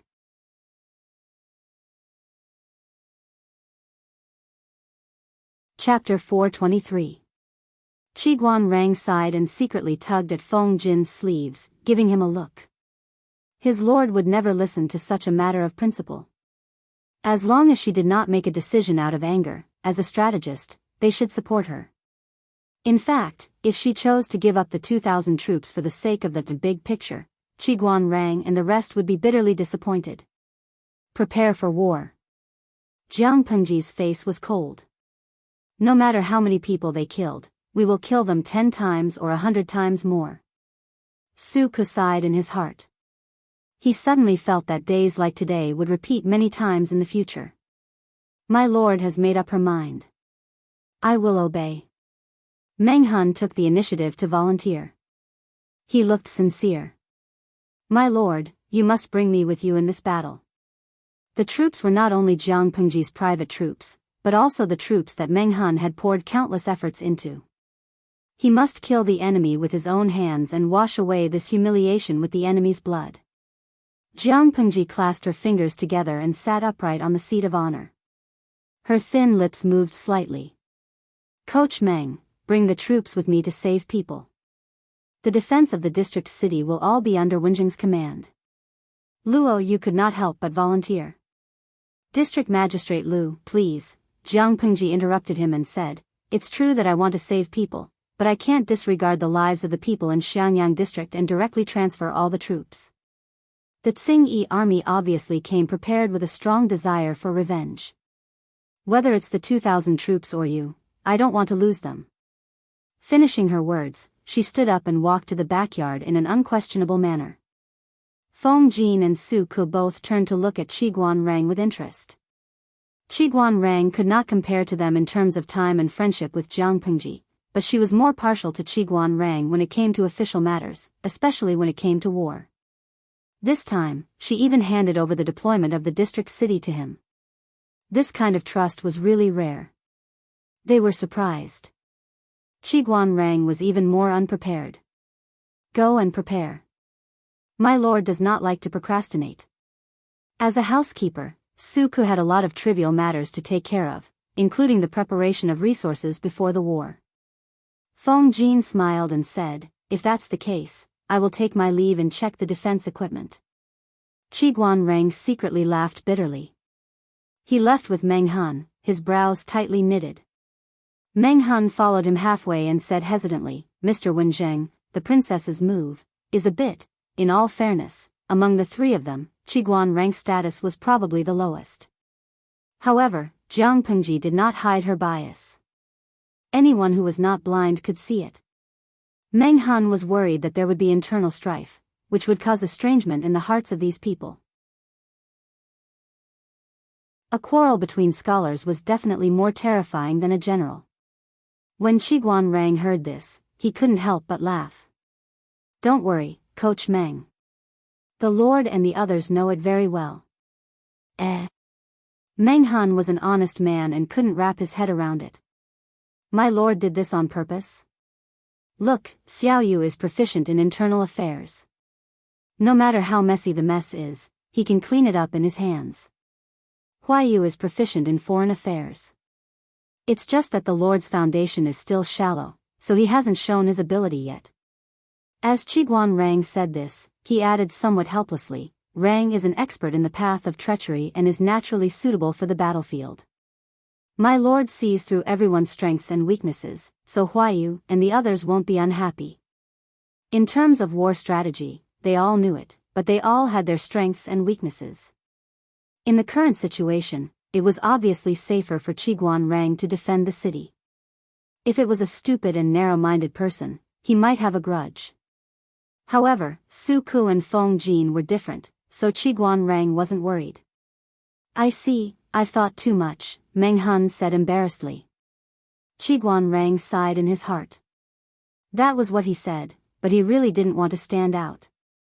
However, the situation was not in his control. If he didn't stand out, he would only lose his life. He must defend the Xiangyang district. Fortunately, the defense equipment of the Xiangyang district was still there. He had recruited many soldiers these few days, so he still had some confidence. Qiguan Rang wasn't like the unruly Tsing-Yi army. If Jiang Pengji broke through the city defense set up by him, it wouldn't be that easy. In less than 2 hours, Su Ke completed the pre-war preparations. The troop of 1,000 people was ready to go. Everyone brought 6 days' worth of dry rations. Jiang Pengji didn't say any nonsense. She simply said, kill the Tsing-Yi army. We'll bring all our brothers back. The summer wind blew over hot and dry. Her voice was clearly heard by everyone's ears. Everyone felt as if a heavy boulder was pressing down on their hearts, and under the boulder was a roaring beast that was about to break out of its seal. Kill the Tsing-Yi army. Bring our brothers back. Meng Han shouted in a suppressed voice. Kill the Tsing-Yi army. Bring our brothers back. Kill the Tsing-Yi army. Bring our brothers back. Kill the Tsing army. Bring our brothers back. The uniform roar resounded in the sky above their heads. It was deafening. The anger was about to burst out. Let's go. Running with a heavy load was a regular training course for the troops. Ordinary people would be panting after running 3 to 5 miles. For the troops, they would at most be sweating. Moreover, they only brought improved crossbows, a bag of arrows, a water bag, and dry rations for the next few days. This bit of weight couldn't be compared to their usual training. Naturally, it was easier. Standing at the city gate, Qiguan Rang sighed as he watched Jiang Pengji leave with her men. He ordered his men to strengthen the defense. Originally, he thought that the next 6 months would be more stable. He was willing to work overtime brainlessly. Who knew that the Tsing army would be so blind to provoke Jiang Pengji? According to her vengeful personality, she would definitely wipe out the Tsing army in Fengyi County. I guess I'll have a tiring life, he muttered in a low voice. There was a hidden worry in his eyes as he looked into the distance. You must come back safely. After traveling for 4 hours, Jiang Pengji asked her men to stop and rest for 15 minutes. She spread out the great universal geographical map of Fengyi County. Meng Han panted heavily and asked, "My lord, which direction should we go next?" The weather was too hot. Even if they didn't carry much weight, they were exhausted after a long journey. However, what made him even more depressed was that the troops who desperately came to ask for help didn't have time to inform the main troops of their location. Or rather, they didn't know where it was. The terrain of Fengyi County was more complicated. The troops were just outsiders. It was good enough that they could hold on to reach Xiangyang district to report. How could they expect anything else? Therefore, they could only think of a way to determine where the troops were trapped. This undoubtedly increased the difficulty of rescue. If they made a wrong judgment and took the wrong detour, it would be too late. Bui Heshabi, I hope we can make it in time. Otherwise, that young man's sacrifice would have been in vain.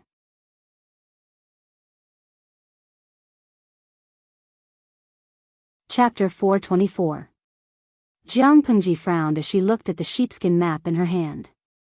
Meng Han saw that she was focused and did not dare to disturb her. After a while, she drew a route on the map with her finger. Let's go like this.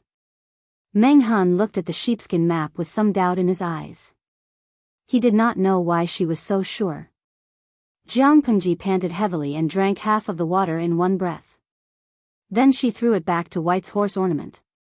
That person did not say where he was when he was alive, but the marks on his body showed everything. Jiang Pengji wiped her face with her palms. Her palms were full of hot sweat. It has been hot for a few days without rain. His clothes are stained with large patches of stains. The original color is almost indistinguishable, but the trousers from his feet to his knees are cleaner than other parts. There are some water plants in his straw sandals, which means that he waded in the water during his escape.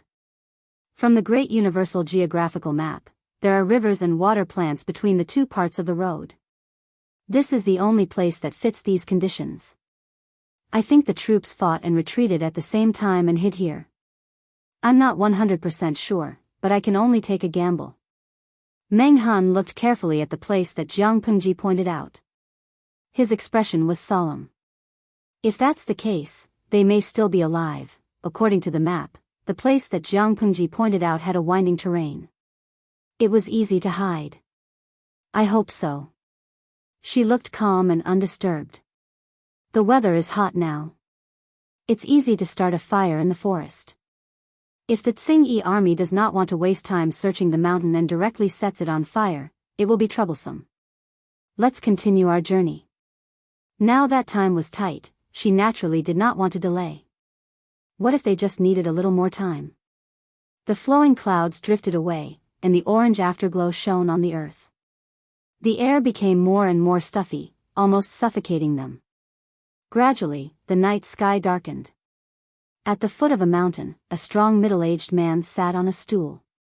He stared ahead fiercely as if he was dipped in poison. He spat on the ground and said indignantly, Bah! I won't let any of these guys go today. Not far away, there were shadows. Be quick with your actions. Today, we will burn them alive on the mountain as a sacrifice to our brothers' souls in heaven. Hurry up, why are you lazing around? If you continue to slack off, the general will whip you to death. Hurry up and get to work. Rustling sounds rang out at the foot of the mountain. Thousands of figures swayed, each of them carrying something in their arms. Half an hour later, a middle-aged man dressed in coarse clothes bowed and said to the middle-aged man sitting on the stool, "General, everything is almost ready. This time, they won't be able to escape even if they have wings."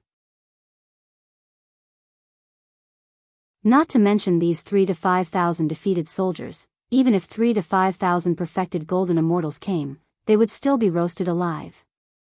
They would absolutely not be given a chance to escape. Now that the weather was dry, it had not rained for several days.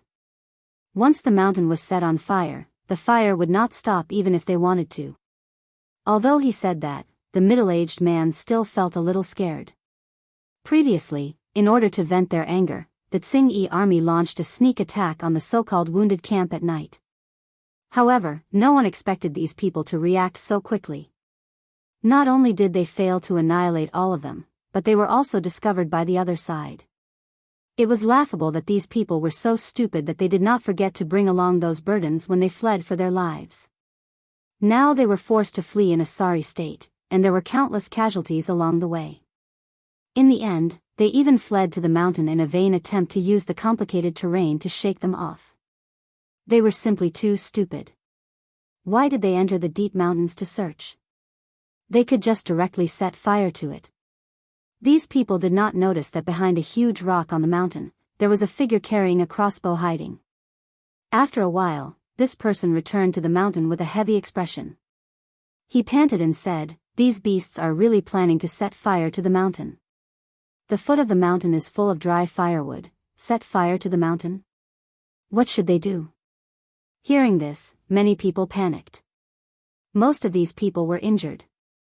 Many of them were pale and had dark eye sockets. They looked listless. There were old people, children, and many young men and women. In the face of impending death, they could only hug each other and cry bitterly. They originally thought that these people could protect their safety and help them escape, but now they were in a desperate situation. The shadow of death shrouded their hearts. Under such pressure, finally, someone could not help but stand up and roar. "It's all because of you, Jinx. If not for you." Poof. Before this person could finish speaking, an arrow emerged from his knee, and blood gushed out. Seeing that person wailing in pain and rolling on the ground while hugging his leg, many people screamed. The scene was almost chaotic. Pow! The person who shot the arrow pulled out the arrow. He did not mind the blood and dirt, and directly stuffed it back into the quiver. "I hope you understand that if not for saving you, why would my brothers and I be trapped in this lousy place? My brothers who have followed me for 3 to 4 years died to save you useless people. I didn't complain, so what right do you have to speak? All of you, shut up. Whoever dares to make any noise will end up like this." At this moment, someone laughed sinisterly and echoed, "That's right, if not for our master's generosity, who would want to drag you out from the ruins? Now that the Tsing army has come knocking, you're starting to throw away your burdens. If I had known that I would save a group of ingrates, would have abandoned you long ago. Let's see how the Tsing army treats you. The men will be beheaded and their legs will be chopped off, the women will be used as prostitutes, and the children will not be spared. By the way, I used to be a bandit. I don't mind going back to my old profession and killing you first to vent my anger." Enough, the more you speak, the more outrageous you become. The person who spoke was a youth in brown. He sat on a rock, and a silver-white spear was placed beside him. He had dashing eyebrows and bright eyes, and a handsome face. Even though the bloodstains on his face had dried up, it still could not hide his unparalleled beauty. There was a 3-inch long wound on his left arm. Even though it was tightly bandaged with rags, blood still seeped out. He seemed not to feel the sharp pain in his arm, and his expression was normal. If not for the troops' words that crossed the line just now, he would not have even frowned. "Brotherly, we've implicated you this time." Although he was reprimanded, the troop did not seem to be angry. He even smiled apologetically at the youth. If not for the youth in brown's righteous help, leading them to flee everywhere and relying on the advantage of being familiar with the terrain, they kept approaching Xiangyang district. Along the way, they caused trouble for the Tsing army several times. They were afraid that they would not have lasted until now. They would have reported to Yan Luo Dian long ago. The youth with the surname Li shook his head slightly and said in a low voice, "I'm fine. What should we do next? Are we just going to sit here and wait for death?" someone murmured softly. Everyone was silent.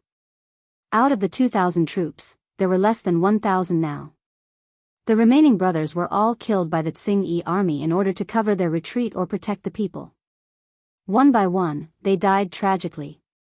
Thinking of those scenes, some of them could not help but cover their eyes and cry.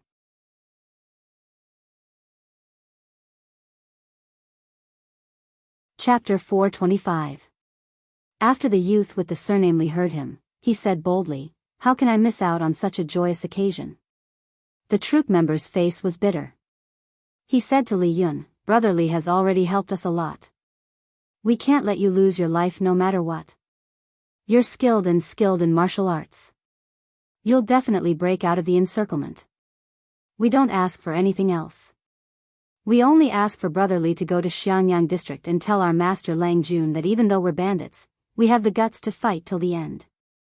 We didn't embarrass him today." Li Yun stood up with his spear in his right hand. "You're all unyielding men.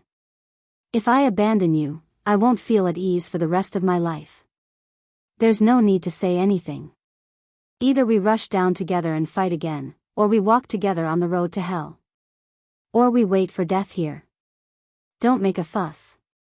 Li Yun's heroic demeanor boosted everyone's morale by a notch. Yes, what was there to be afraid of?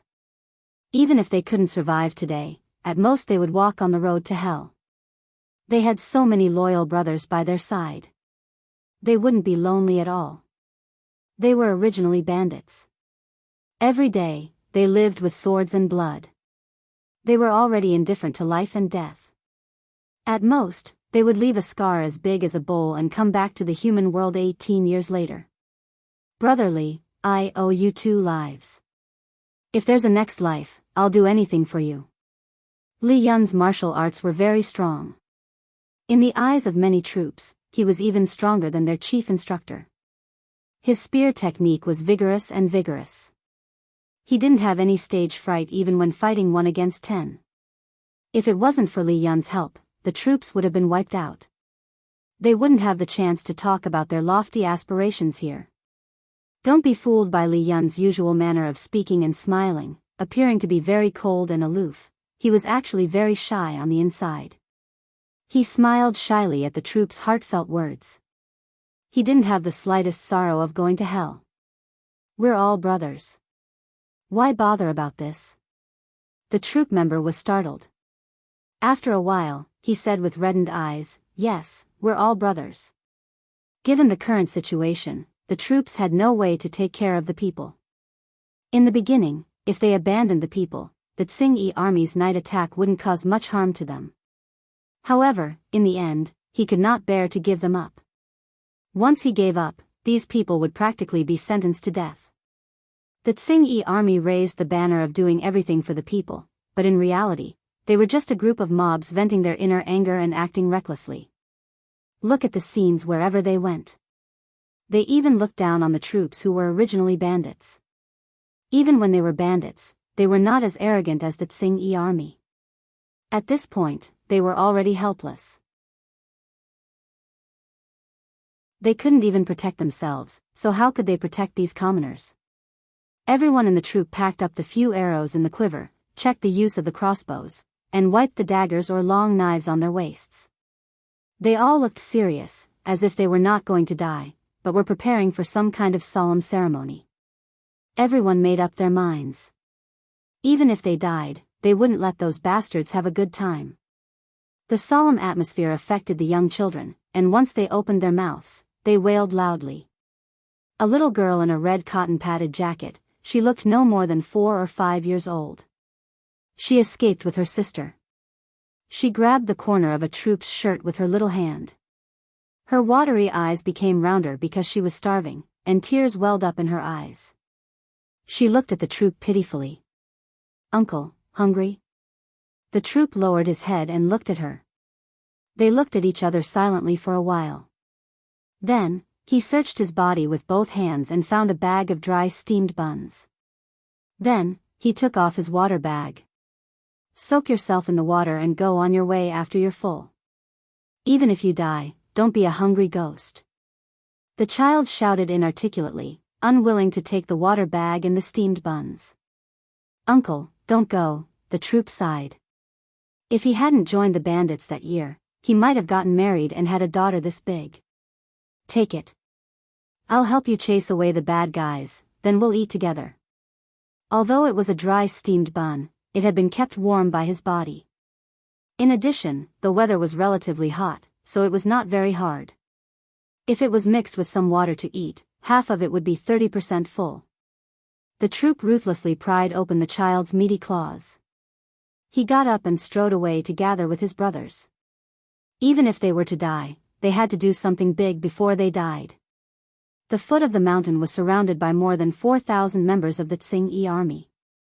More than 100 torches burned fiercely, reflecting their faces into an orange color. "Burn. Everyone stay here and guard. Let's see if these people are really so strong-willed. I don't believe that they can bear not to come out when they're being roasted with smoke and fire. Kill whoever comes out. Actually, it's better if they don't come out. I heard that human flesh tastes good. If it's cooked, don't let it go to waste." Many members of the Tsing-e army looked terrified when they heard the cruel words from the burly man, but more of them looked fanatical. They raised their torches high and were about to fall. Buzz! Buzz!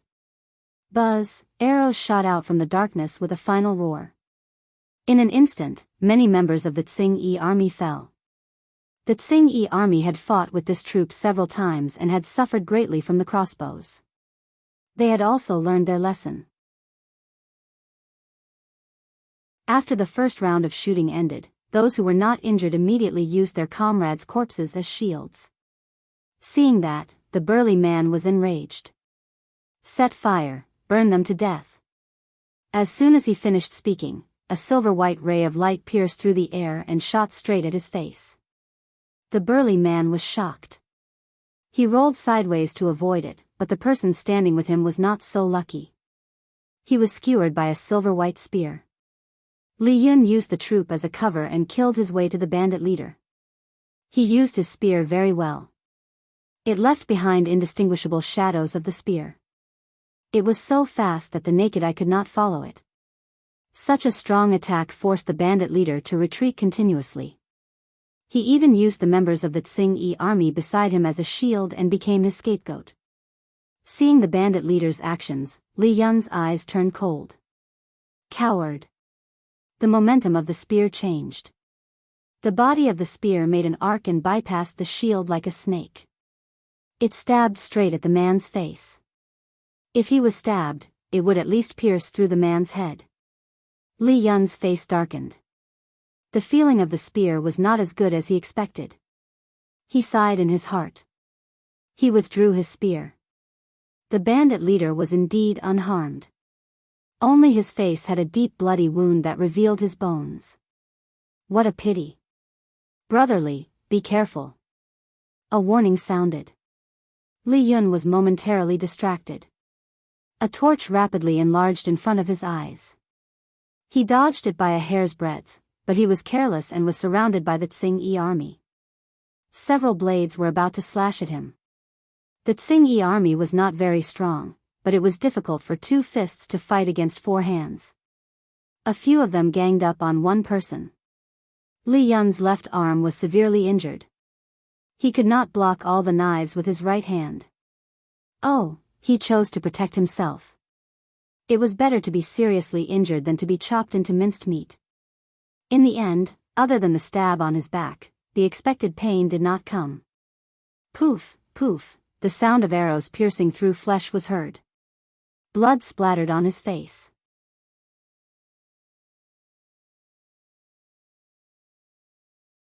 Chapter 426. Is that the crossbow of the troops? Lian recognized the familiar buzzing sound immediately, but he realized that the direction of the arrows was wrong. Before he could think, a few more arrows pierced through the air, accurately saving a few troops who were on the brink of death. No. Are they reinforcements? Lian's face was filled with joy. If he could survive, who would want to seek death? After thinking about it, the silver-white spear returned to its threatening state and instantly repelled 2 enemies. He shouted loudly, "Brothers, reinforcements are here." Reinforcements? Could it be that the brother who volunteered to look for Langjun for help had already completed his mission? A strong desire to live ignited in his heart.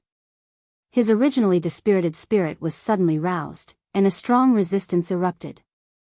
As if to confirm Lian's words, countless arrows buzzed and the corpses of the Tsing-Yi army fell continuously. After 2 waves of shooting, a group of men and horses rushed out from the darkness. Wasn't the leader the people were very familiar with, Meng Hun? Endless anger brewed in their murderous cries. It was as if they wanted to take revenge and collect all the blood debts of their brothers. The Tsing-Yi army's torches did not set the forest on fire, but they burned their own people. The raging fire burned their bodies. Painful cries mixed with murderous cries. The place was like a battlefield of Azura. People died every second.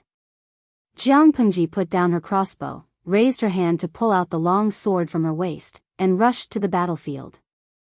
The sword in her hand rose and fell, taking a life with each slash. In a short while, her body was stained with blood. Lian picked up his spear again to look for the bandit leader. Who knew that the bandit leader ran so fast, wanting to escape when he saw that the situation was not good? Where is he? He was suspicious. He used the spear in his hand to carve out a path of blood, but he did not see the strong bandit. His eyes narrowed, and he saw a familiar figure. It was as if he saw the most beautiful virgin, and his eyes lit up. He was about to rush over to snatch the head, but before he could get close, a white light flashed across the bandit's neck, and his head flew up into the sky. When he looked again, a pair of unfamiliar hands grabbed the fallen head. Lian was speechless. Who snatched his head? The enemy is a bandit. Whoever doesn't surrender will be killed. The skinny youth raised the head of the muscular man high up, and his hoarse voice was filled with strong unwillingness. Of course, Jianghu was indignant. The troops that she had nurtured meticulously and spent a lot of money and resources to nurture were almost defeated by the Tsing-Yi army. How could she be reconciled if she did not kill them back? However, she knew very well that if she allowed the situation to continue, it would only cause more casualties. Even though she shouted these words, the 2 sides who were already in a killing frenzy had no intention of stopping. Only when the Tsing-Yi army gradually fell into a disadvantageous position, the foot of the mountain was covered with charred corpses and the strong smell of burnt meat filled their noses did they gradually regain their senses. The remnants of the Tsing-Yi army knelt on the ground and surrendered. Some of you, check the captives. The rest of you, go and extinguish the fire, lest it burns the forest.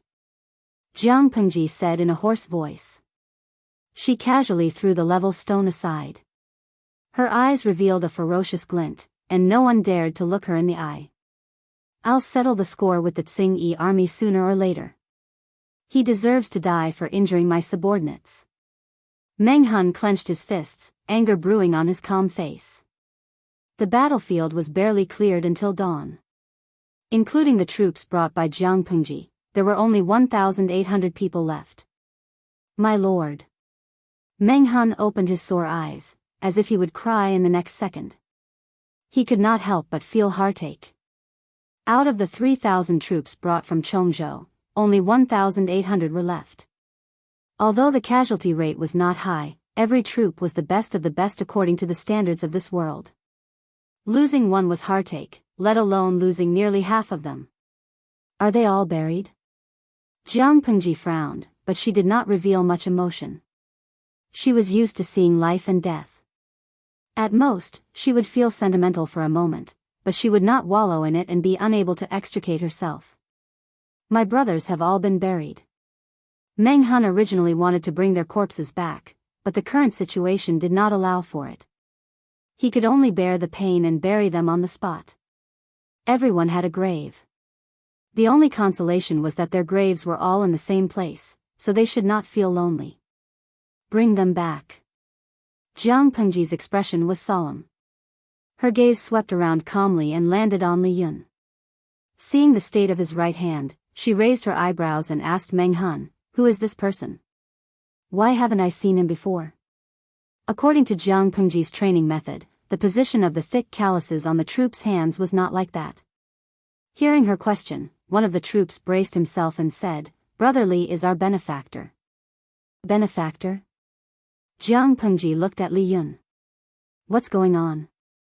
At the mention of Li Yun, many people felt that they were really lucky. Li Yun was from Fengyi County. His parents died when he was young, and he learned martial arts from his mentor in the mountains near Fengyi County. Previously, when the troops were being chased by the Tsing-Yi army, Li Yun happened to pass by. He heard about the atrocities of the Tsing-Yi army and subconsciously sided with the troops. He enthusiastically volunteered to lead the troops and help them get rid of their pursuers. He looked cold, but in fact, he was a friendly young man. He was straightforward and not pretentious. In addition, he helped to save people several times, so he was quickly accepted by the troops and they called each other brothers. Jiang Pengji listened and calmly replied, "Oh. Do you have anywhere else to go?" Jiang Pengji asked Li Yun. Li Yun did not react for a moment, then he said, "My master asked me to go down the mountain to take a look, but he didn't specify where to go." In fact, his master's original words were that the situation in the world had changed. Only by continuously challenging people and fighting could he improve his martial arts skills. Hence, he asked him to go down the mountain to broaden his horizons. If he returned with a scholarly reputation, he might be able to marry a good wife and carry on the Li family's ancestral line. Because Dongqing valued literature and restrained martial arts, learning martial arts was not as popular as learning literature. His master originally said that Li Yun would become a big problem. Now that the world was in chaos, it was a good time for martial artists to rise and roam the world. If you don't have a fixed goal, why not come to Xiangyang district? Now that the north of Dongqing is in a mess, it's very dangerous for you to be alone outside. Li Yun thought about it and nodded readily. Okay. He saw that the slender youth in front of him was very skilled. If he went to Xiangyang district, he might have a chance to spar with him in the future. Although Li Yun was smart, he had blind trust in his master. He would never forget his two goals for going down the mountain, to fight and improve his martial arts skills, to gain a scholarly reputation and get a wife. Seeing the aloof Prince Charming reveal such a naive and sweet side, the audience in the streaming room expressed their amazement. Tumi Dalao, #propping chin, the handsome Prince Charming has been lured to Xiangyang district by the streamer just like that. Doesn't he know that the streamer's boat can only be boarded and not left? You can refer to the pitiful coach Luoyue, now he's working overtime like a dog. Buxiang jogging Xixiangxi, I seem to see the future of a delicate flower gradually withering under the pressure of working overtime.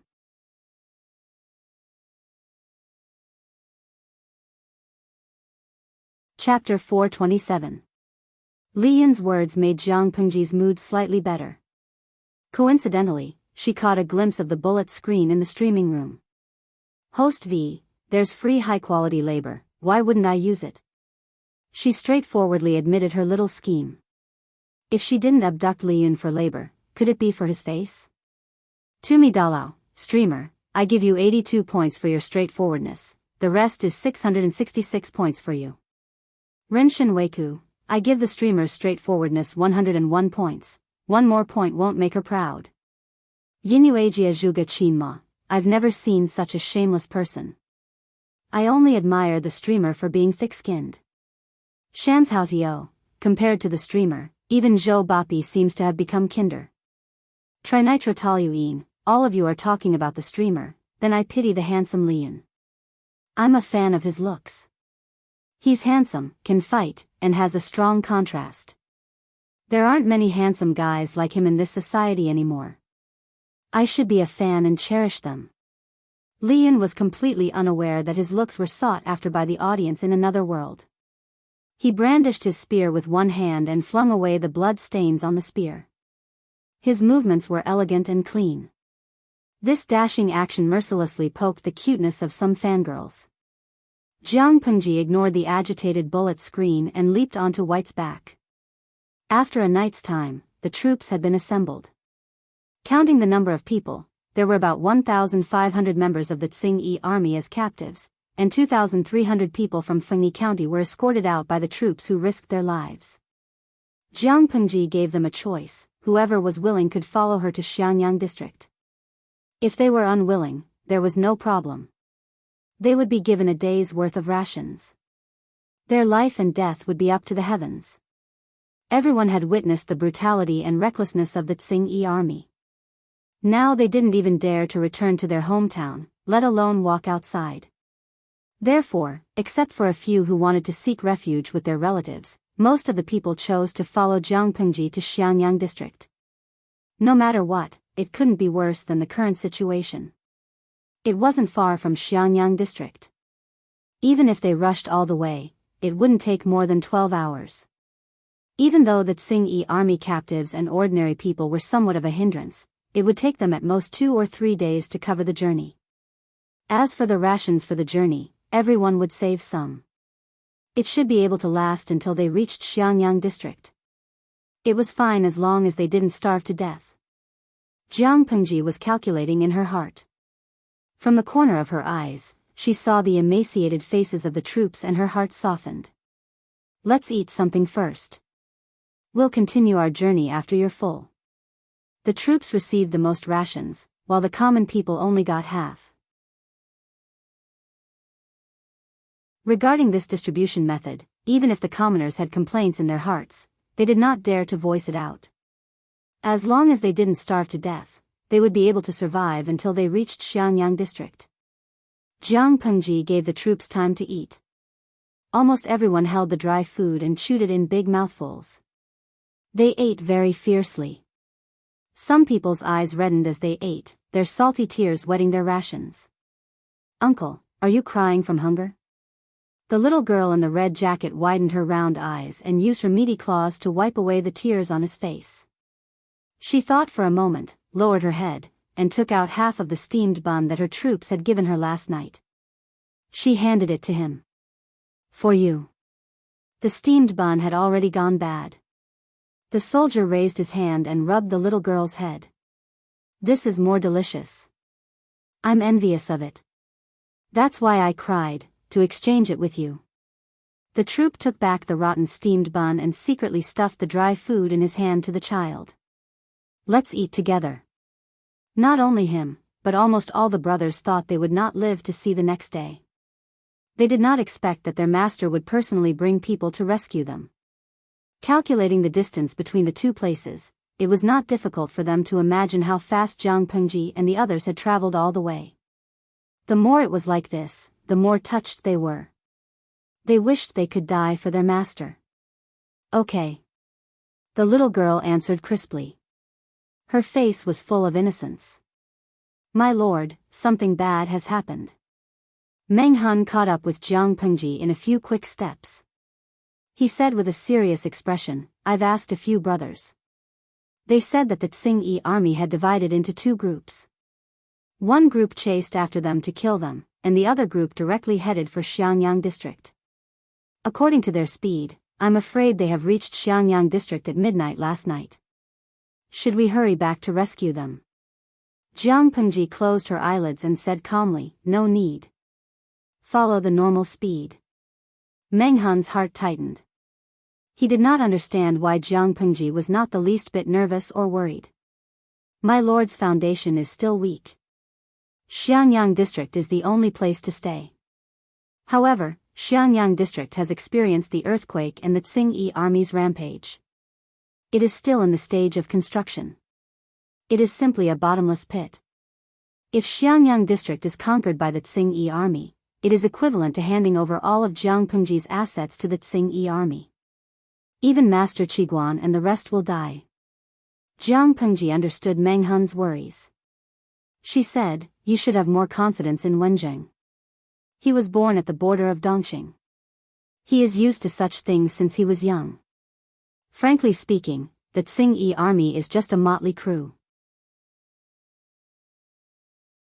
Their numbers are like praying mantises, but the power they can exert is even weaker than praying mantises. Without a large number of siege weapons, do they still want to take Xiangyang district from Wenjing? If they really take it down, Wenjing does not need the Tsing army to do anything. He will commit suicide out of shame." Meng Hun was stunned. He really did not think of that. Jiang Pengji suddenly sneered. Her eyes revealed a somewhat malicious glint. "Compared to Xiangyang district, I am actually more worried about the Tsing army. Wenjing is an expert in the treacherous way of killing. His essence is to drive people to death. He does not care about whether his methods are light or dark. Let him defend the city. I also do not know how many of the Tsing army will survive.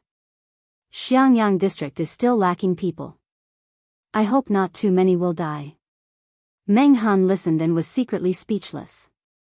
Obviously, he and Qiguan Rang have been together for a few years. Why is it that his understanding of Qiguan Rang is less than half of the Lord's? Do you know why the Tsing army was defeated so easily? Jiang Pengji said scornfully, "A group of ordinary people without armor, how can they resist other people's knives, spears, and sticks? Attacking a city is not like other things. If the attacking party does not have enough siege weapons and wants to climb the enemy's wall, then they have to sacrifice their lives." Naturally, Jiang Pengji's previous night attack on Xiangyang district was purely a special case. After returning, I really have to pay attention to the development of this area. I wonder which famous Mahists are there in Dongqing. Jiang Pengji nibbled on her rations and muttered to herself. If there were, she really wanted to kidnap a few of them back. People in ancient times thought that it was just a strange and obscene technique. However, Jiang Pengji knew that technology could change the fate of a country. Let's not talk about the distant ones. Taking the most basic siege weapons, ladders, giant catapults, siege carts, siege towers, ramparts, ballistae, all of these could play a huge role in a siege.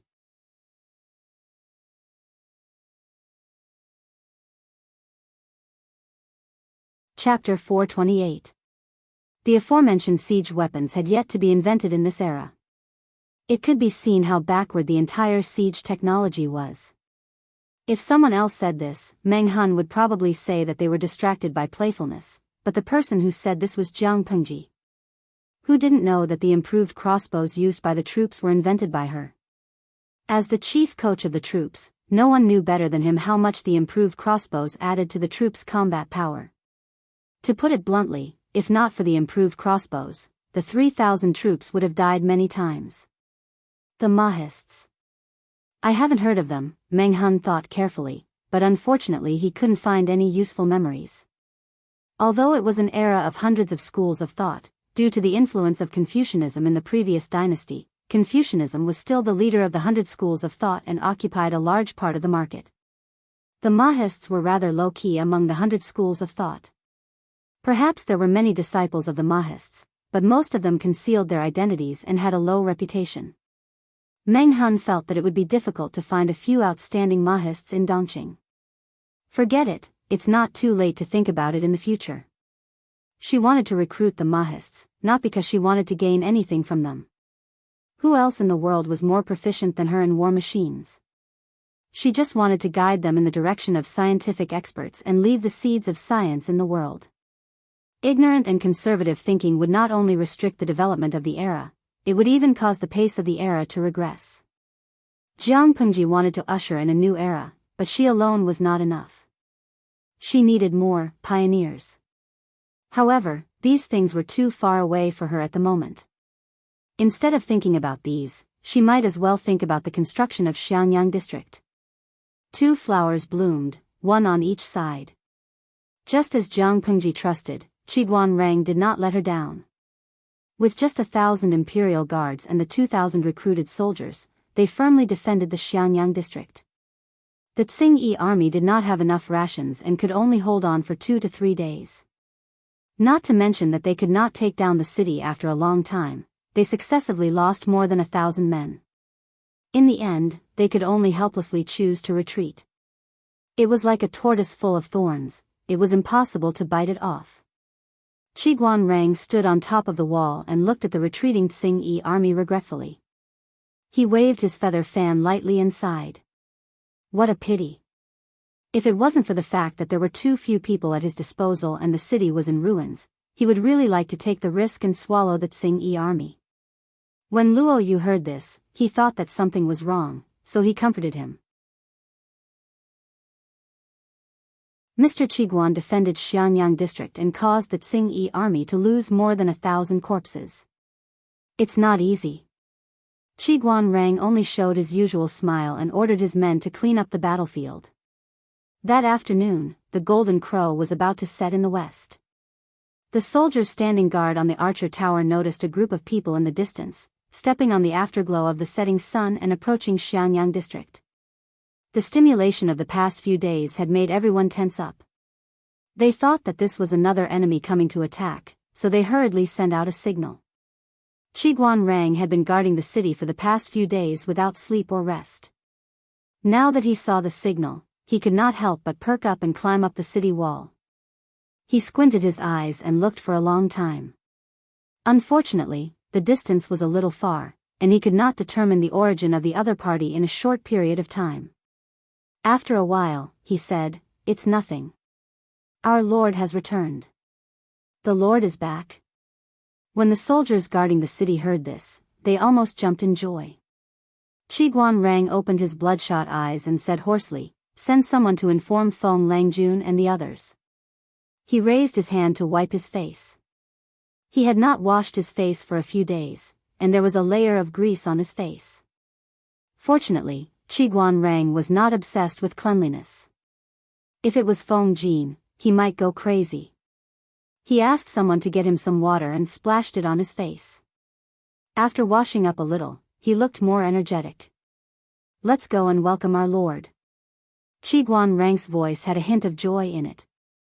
It was impossible not to be happy. Looking at Jiang Pengji's troops, there were at least 4,000 people. After a period of recuperation, there would be 4,000 laborers.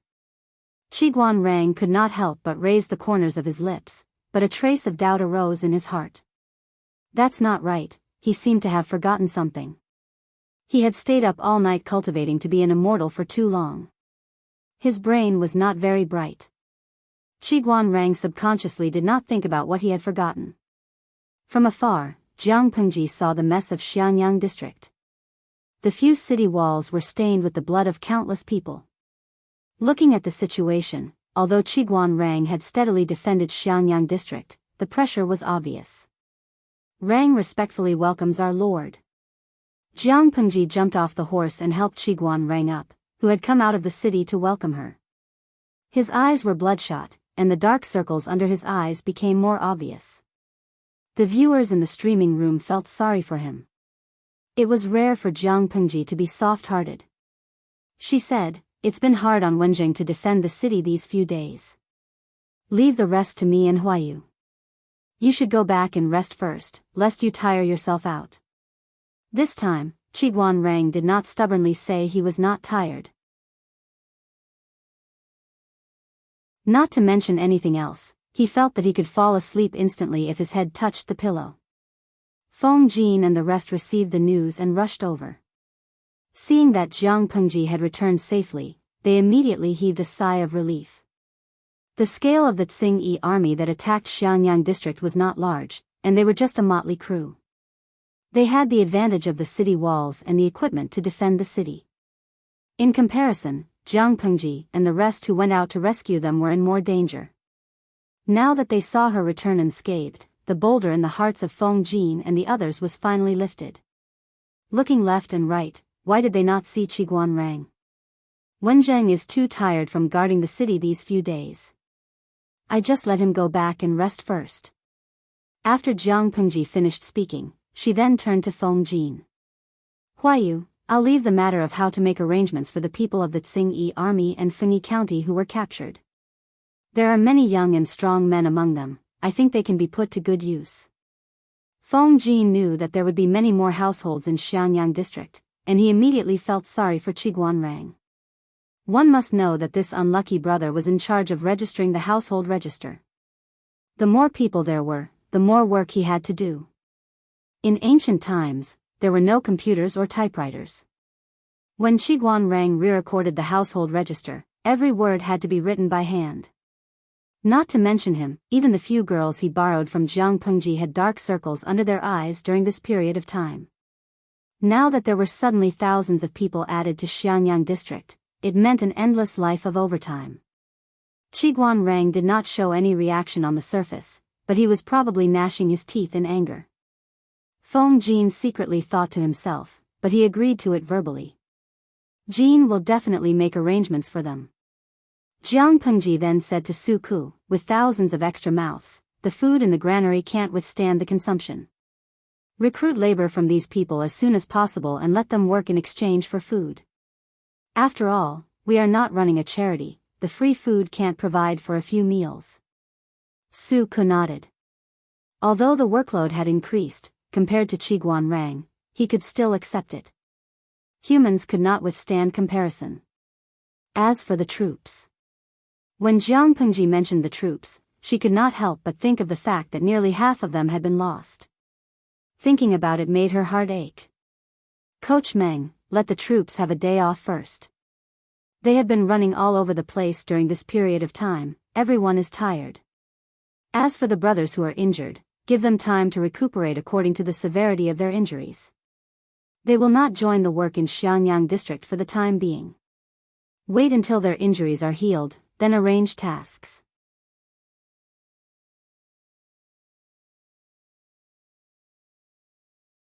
Chapter 429. After arranging everything properly, Jiang Pengji heaved a sigh of relief. However, it was not the time to be completely at ease. Now that the world was in chaos, the only way to protect oneself was to strengthen oneself. She still had to prepare some city defense equipment to turn the entire Xiangyang district into an impenetrable fortress. Then, she would not have to fear the harassment of the Tsing army. The honest Li Yun noticed the tiredness on everyone's faces and asked curiously. Jiang Pengji sighed, the Xiangyang district has gone through 3 major disasters. Now, everything is being done. There is a shortage of people everywhere.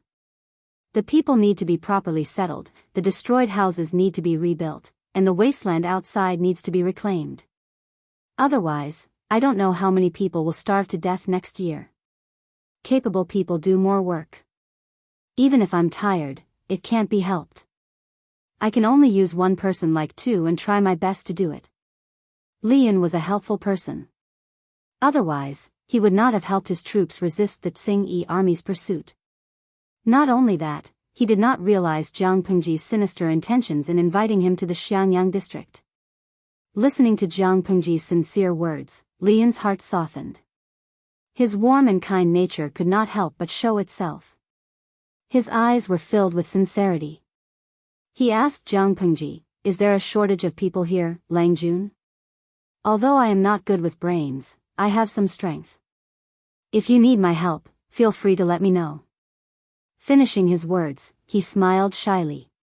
He knew the district magistrate was not a small official. His words implied that he could not wait any longer. Feng Jin, Su Ku, and Meng Hun did not leave. They secretly looked at Li Yun as if they had seen a ghost.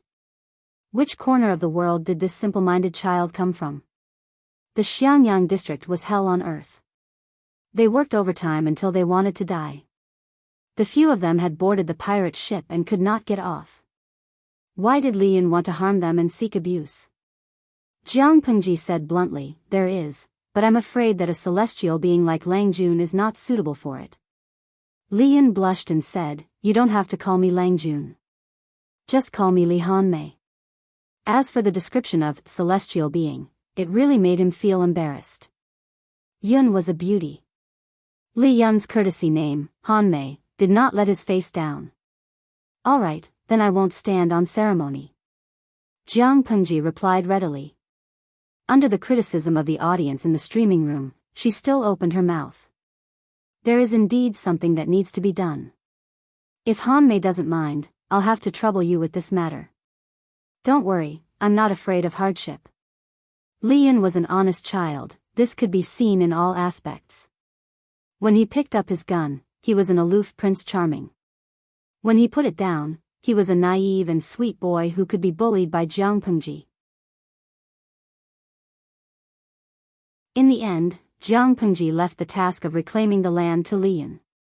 That's right, she had sent a male god with outstanding marksmanship, who was like a killing god, to farm.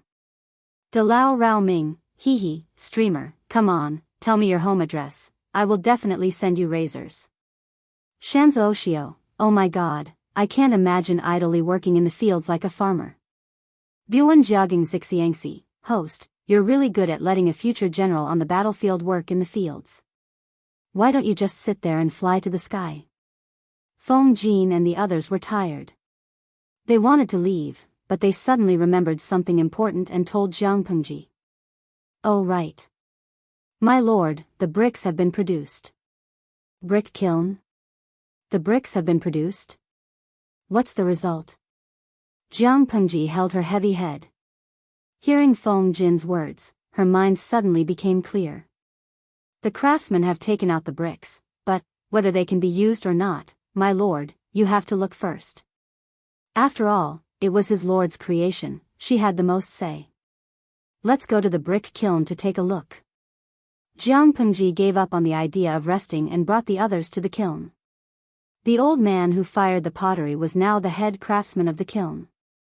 Hearing that Jiang Pengji had arrived, he hurriedly led the others out to welcome her. Since my lord left for the war, 3 batches of bricks have been fired. Now the 4th batch is being fired in the kiln. The head craftsman of the kiln led Jiang Pengji to see the first 3 batches of finished bricks. The bricks were greenish-gray in color and were neatly stacked into a pile, taking up a large area. The first batch of bricks had more cracks, but the next 2 batches had fewer cracks. They looked more orderly and beautiful. Jiang Pengji weighed the bricks in her hand, then split them open with her palm to check the lines inside. Almost there, overall, the quality of the bricks fired in the last few batches was not bad. It was considered a success for the first firing to have such a quality. She could also see that the quality of the later batches was much better than the previous ones. It was evident that the head craftsman of the kiln took this matter seriously. After firing a batch, he tried his best to find the flaws in it and then improved it further. Continue firing. When the entire Xiangyang district starts to take shape, you will be greatly rewarded. The head craftsman of the kiln was beaming. The amount of bricks needed to rebuild Xiangyang district was not small. In order to increase the scale, Jiang Pengji specially ordered people to build 2 more kilns to fire day and night. The coal needed for firing bricks was gone. She also ordered people to purchase it from the neighboring Qingde County at a relatively low price.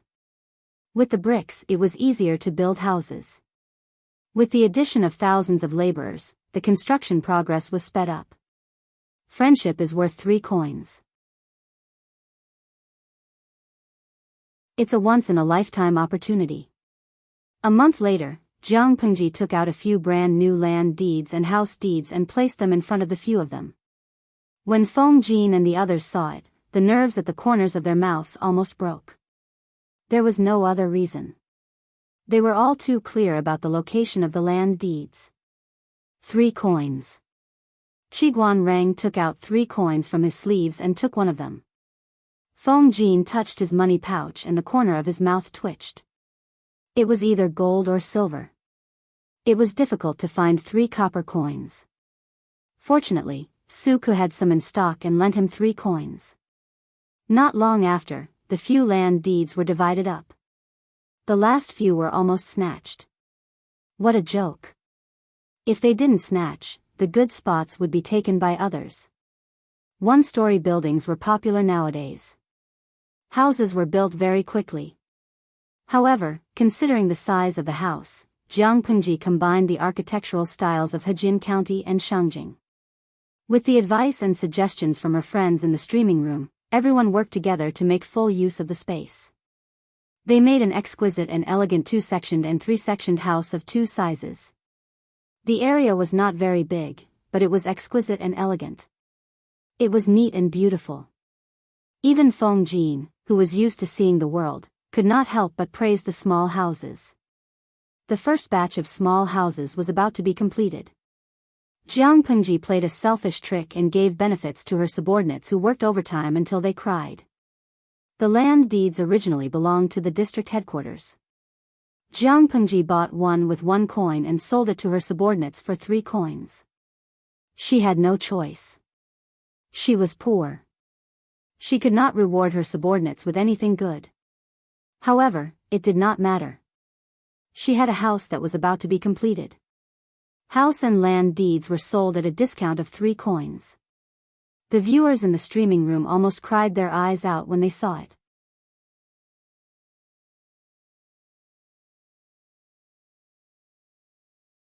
Chapter 430. Heshibihaogui, #laugh to tears, 3 coins of land and house deed, this house price is heaven. Yeyabakian, heaven in my dreams, I wouldn't dare to be so bold even in my dreams. Don't casually tease, it's not only heaven, even the news broadcast wouldn't dare to put it this way. 3 coins. My dear friends, that's not even $3 in our hands. Have any of you calculated the area of that 2-level house? Even if the streamer is a wolf, tiger, leopard, and cries from working overtime, I want to cross over and hug her thighs. Author, she doesn't want Jianghu. Bah, what do you mean by that? The 2-level house is more than 400 square meters. This is a small house, what's my 100 square meter 2-story villa? Toilet? But this house price is ridiculous.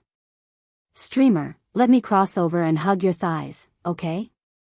As long as you give me 3 coins of a 2-level house, let alone a month of overtime, even if it's a year, whoever frowns is a dog.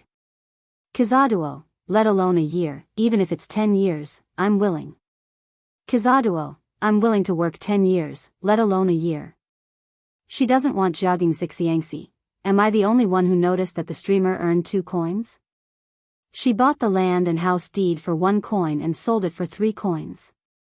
She earned twice as much in one go. To be honest, Jianghu was a good streamer. Although she had a bad temper, she was hardworking. From waking up in the morning to sleeping at night, no matter what happened. Especially after the earthquake in Shangjing, Jianghu was so tired that her daily broadcasting time increased to more than 15 hours, reaching a peak of 24 hours. Feng Jin and the rest were working overtime, but she was not idle either. However, her skin was too good. Even after staying up for 4 to 5 consecutive days, she did not have any dark circles or eye bags. The audience was quite envious at first, but then they realized that her subordinates did not believe that she was working so hard, and they immediately convulsed with laughter. It was only at such times that the unscrupulous audience would sympathize with Jianghu a little. For a month, the construction of Xiangyang district was carried out in an orderly manner. From the center of the district to the surrounding areas, the first batch of exquisite houses was almost completed. When the group left, Meng Han ran to catch up with Feng Jin and asked shyly, Mr. Feng, can you exchange a card with me? Feng Jin was startled. If he remembered correctly, Meng Han had taken a 3-sectioned house, while he had a 2-sectioned house. There was a huge difference in size between the 2 houses. Wasn't it a huge loss to trade a 3-sectioned house for a 2-sectioned house? He explained, anyway, I'm just a loner. It's not convenient for me to live alone in a big place. Although Meng Han was a martial artist, he was a meticulous person. He didn't react in time, but he soon realized that he had messed up. Jianghu had obviously considered each person's family when she took out the deed of the house and the deed of the land. Those who were already married would be allocated a 3-way house, while those who were single would be allocated a 2-way house. Jianghu acted too quickly. It seemed like she had taken away the house that originally belonged to Feng Jin. Of course, he had to change it back now to avoid any unhappiness and filth. Meng Han scratched his head and said, Teacher's house is still under construction, so the noise will be quite loud. I reckon it will disturb my niece and sister-in-law. I'm a man, so I don't mind. The sound of construction is not even as loud as my snoring. Feng Jin smiled and exchanged the deed to the land and house with the other party. In a month's time, Xiangyang district had turned from decadent to prosperous. As he walked out of the district headquarters, the ground beneath his feet was unusually flat. Even if a horse carriage of inferior quality drove on it, the people in the carriage wouldn't feel the slightest jolt. This was something that even Shangjing in the past couldn't achieve. This was because the bricks used to pave the road were green bricks fired in a brick kiln. The scale was different from the green bricks used to build houses. It was wider and thicker. Of course, from Feng Jin's point of view, it was really extravagant. Although the green bricks themselves weren't worth much, the rarer they were, the more valuable they were. He followed the address on the land deed and took a look at the future house. It was still outside the courtyard. He could see the neat green tiles when he lifted his head slightly. As soon as he entered the courtyard, there was a stone road paved with green bricks in the middle that led straight to the hall. The doors and windows of the hall and the wing rooms on both sides hadn't been installed yet. It looked empty. The diamond-patterned wooden window on the side corridor was slightly open. Other than the grain of the wood itself, there weren't any artificial carvings. Overall, it looked clean and refreshing. Further ahead, he entered the inner courtyard. With just a glance, he could tell that the layout of the house was the most popular nowadays. The overall building wasn't very big, but it was well lit. There was a small courtyard inside. It was bare now. If a rockery was placed, a small pond was dug, some pets could be raised, and some fish could be fished by the pond in the hot summer days. It would be extremely enjoyable and pleasant. Feng Jin walked around, thinking about how to improve it. Changsheng was almost 3 months old. If she got any older, her range of activities wouldn't be restricted to one place. This child seemed to be blessed by the heavens. From birth until now, she hadn't suffered any illnesses or disasters. One had to know that Feng Jin himself was dizzy for 2 days. He only recovered after taking some medicine. He entered the hall again. As soon as he looked up, he found something that interested him. The earthquake in Shangjing. If Jiang Pengji hadn't stood up to save Wei Jingxian and her daughter, Feng Jin would be a widower now. Every time he thought about it, he felt a lingering fear. He even had a slight fear of houses. Now that he looked up, he found the house interesting. It was very different from the houses he usually saw. Of course it was different. Although mortise and tenon were used in the buildings of this era, they were still in the early stages of development. They weren't that strong, and the technology wasn't mature. When Jiang Pengji was working on the house, she studied it with the audience in the streaming room for a long time. With their help and Jiang Pengji's own efforts, she applied the mature mortise and tenon to these new buildings. The shockproof ability was definitely hundreds of times better than the previous jerry-built projects. Feng Jin left the house in a good mood.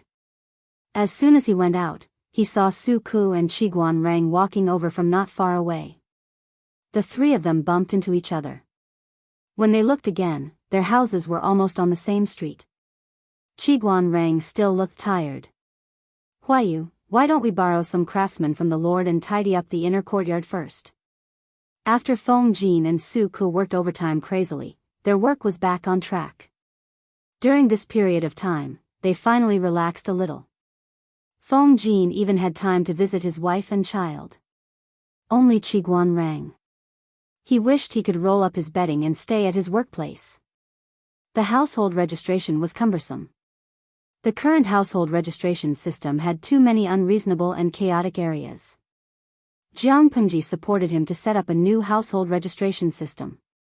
Although Qiguan Rang was a little tempted, if he did so, it would be tantamount to going against his principle of keeping a low profile.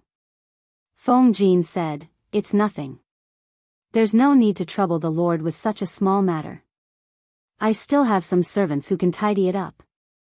No matter what, Feng Jin was still the Langjun of the Feng family. He still had a family. After looking at the house, Feng Jin went to the temporary residence. Wei Jingxian, who had recovered, was hugging her child and coaxing her. She was humming an elegant and graceful tune. Changsheng was still fair and chubby. She looked even cuter.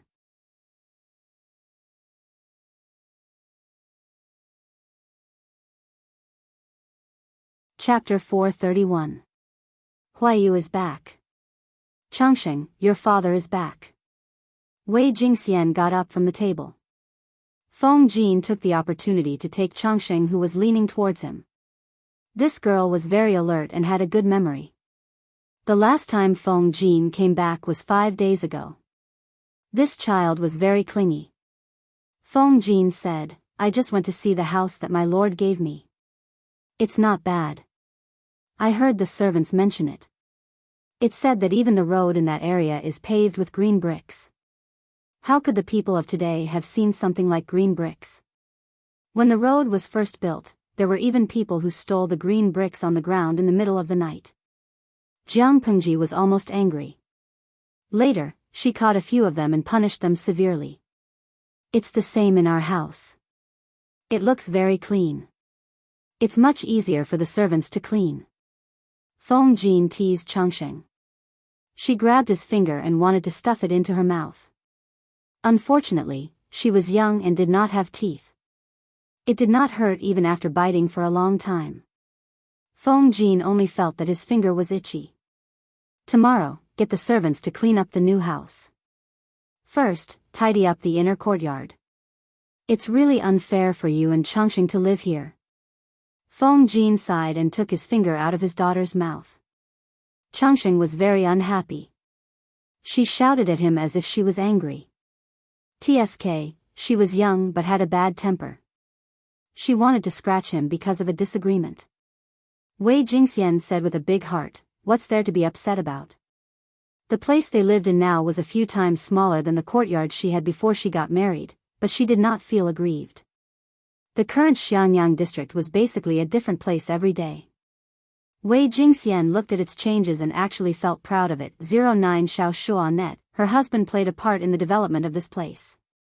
Of course, she was proud. At the beginning of the reconstruction, everything was chaotic. There was almost no rules. Now that it had been a month, everyone was used to this change. The planned wide roads were also moved to the construction schedule. At present, it was beginning to take shape. Jiang Pengji, as the district magistrate, issued a few new government decrees. However, these decrees were somewhat amusing to the ordinary people. The first decree was to keep to the right when walking on the street. The second decree was not to spit or urinate anywhere. The third decree was to not go on the street shirtless regardless of whether it was winter or summer. It was a disgrace.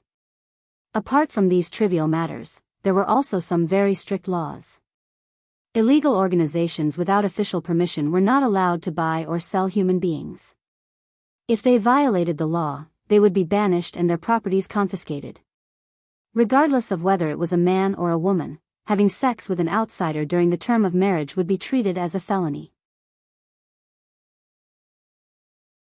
There were dozens of them, and the number was increasing every day. At first, the people were still trembling with fear, but after a long time, they calmed down. In any case, it wasn't a tyranny. This district magistrate was doing quite well, much better than the previous one. However, there was one law that made many old people feel uncomfortable. Relatives and elders are not allowed to decide the life and death of the younger generation at will. They will be punished as murder.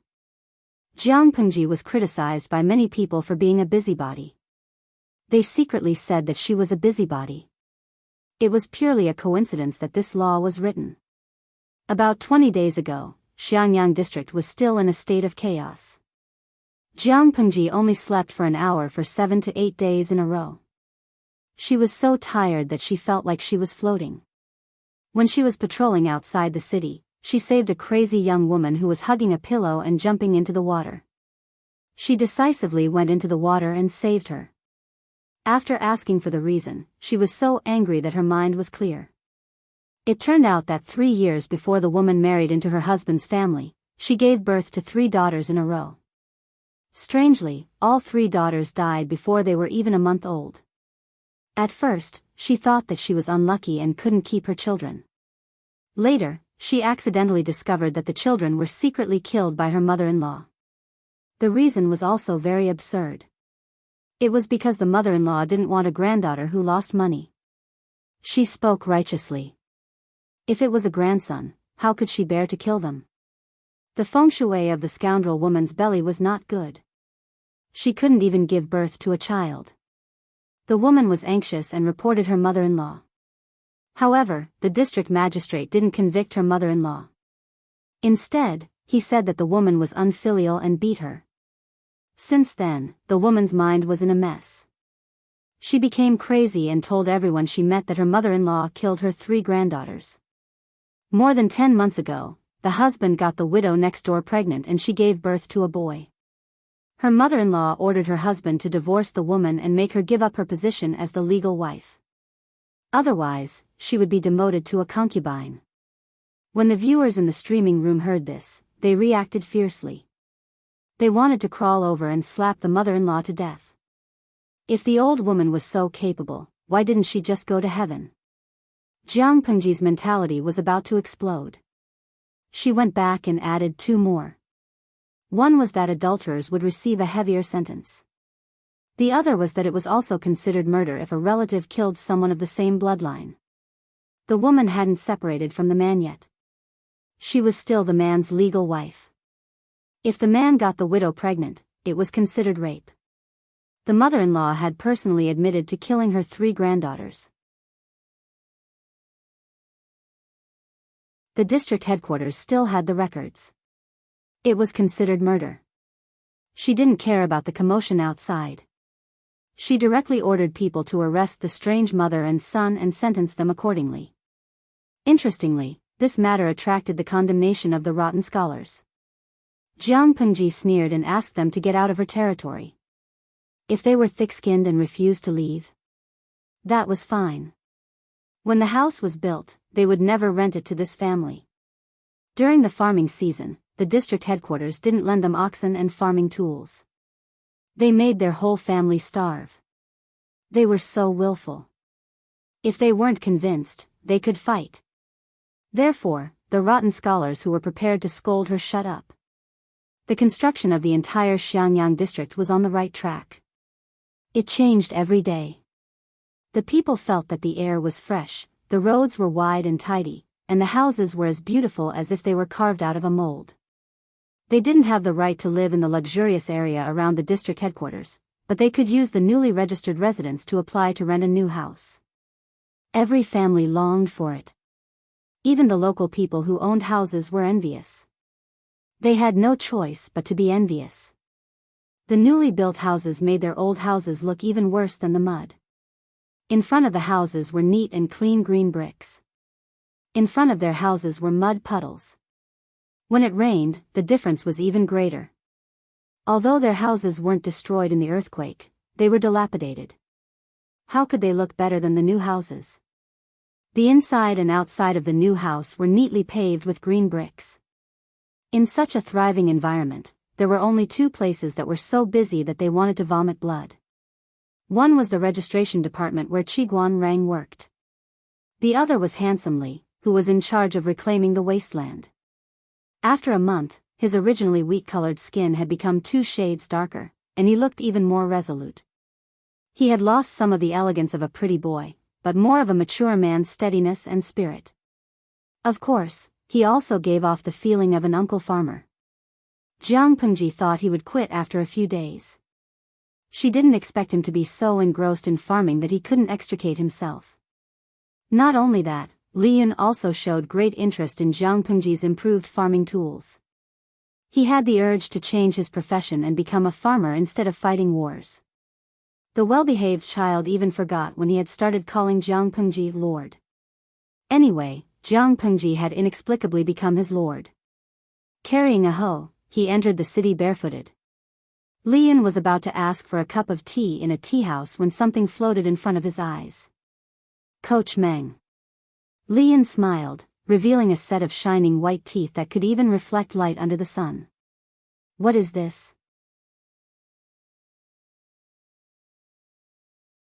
Meng Han said, the house, the Lord gave it to you. That day, when there was a meeting to reward the house, Li Yun was still outside the city with a group of youngsters to reclaim the wasteland and research on fertilizer. Li Yun was stunned. He asked dumbly, house? Meng Han was strangely silent. He also had an honest personality, but he wasn't as naive as Li Yun. He saw how his lord bullied Li Yun.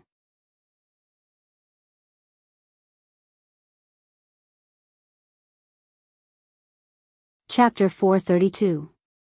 Li Yun's eyes widened in shock. He almost couldn't take it all in. It's so beautiful. This is much more beautiful than the thatched hut I used to live in. It's quite tall too. I don't have to worry about hitting my head. He stood on his tiptoes, stretched out his long arms, and patted the door frame. There was a simple and honest smile on his face, and his black eyes were shining brightly. That pure smile and gaze, no matter who saw it, could not help but smile for him. Meng Han was secretly speechless. He felt that his Lang Jun was tireless in teaching. He had dragged such a naive young man onto the pirate ship just because of a disagreement. Meng Han crossed his arms and looked up at the door beam. Hit my head? Li Yun said with some lingering fear, yes, it seems that I'm too tall. If I'm not careful, I'll hit my head. He was the type that looked skinny when dressed but muscular when undressed. His height was even more outstanding. The house was slightly shorter, so he had to lower his head and bend over to enter. Otherwise, his head would turn red from the impact. In the past, such tragedies often happened. Every time he hit his head, not only would his head hurt for half a day, but the entire thatched hut would also shake. Meng Han laughed involuntarily. Perhaps the Lord was concerned about your height and specially built a tall house. Meng Han hadn't realized it. The house allocated to Li Yun was indeed much taller than other houses. Meng Han regained his senses. He couldn't help but admire his lord's attentiveness. At the same time, he felt his heart warm. Even he thought so, not to mention Li Yun, who had a sincere heart. His impression of Jianghu increased exponentially. My lord is such a good person. I never thought that one day I would be able to live in such a house. I always felt that only high officials and nobles could live in such a house. Li Yun sincerely sighed, but his words changed after that. Now that I have a house, I'll work hard to attain scholarly honors.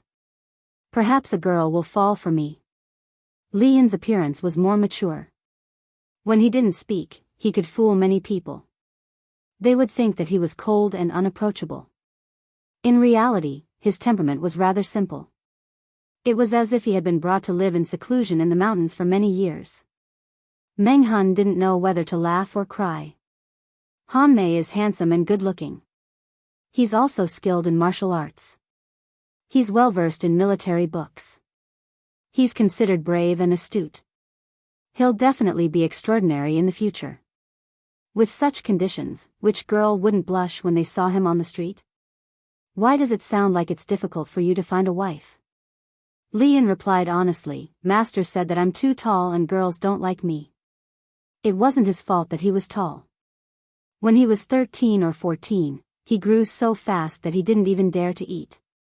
Meng Han was speechless.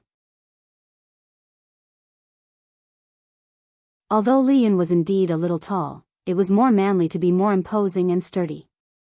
So what if he was tall? Meng Han saw that his expression didn't seem to be fake, so he wanted to tease him a little. He circled around Li Yun and clicked his tongue, commenting, what Han Mei said is not wrong, he is indeed too tall. One must know that most of the beautiful girls nowadays were petite and dainty. If you choose a soft and weak wife and you hug her with both hands and want to kiss her, from afar, you look like a father and daughter. Li Yun's cheeks flushed red and he felt very uncomfortable. Fortunately, he had become tanner recently, so the blush on his face was not very obvious. No, Han Mei, don't tell me that you're still a virgin. Meng Han saw his reaction and found it very interesting. In this day and age, to find a man over 20 who was still a virgin was more difficult than plucking the stars from the sky. Meng Han looked at Li Yun as if he was looking at a prehistoric creature. Li Yun's words made him feel embarrassed. Master said that this is called keeping one's body clean. Meng Han couldn't help but ask, are you sure it's not because there are no women in the deep mountains and forests? He finally understood why his lord liked to bully Li Yun. He was indeed easy to bully. Meng Han brought Li Yun to understand the layout of the entire house. Unlike the three-sectioned house that needed to be renovated further, the two-sectioned house was simpler and had everything that needed to be had. Jianghu had fully considered the problems of these single dogs. She had already ordered people to build some doors and windows during the construction. If the quality of life was not high, they could just move in and stay in the two-sectioned house.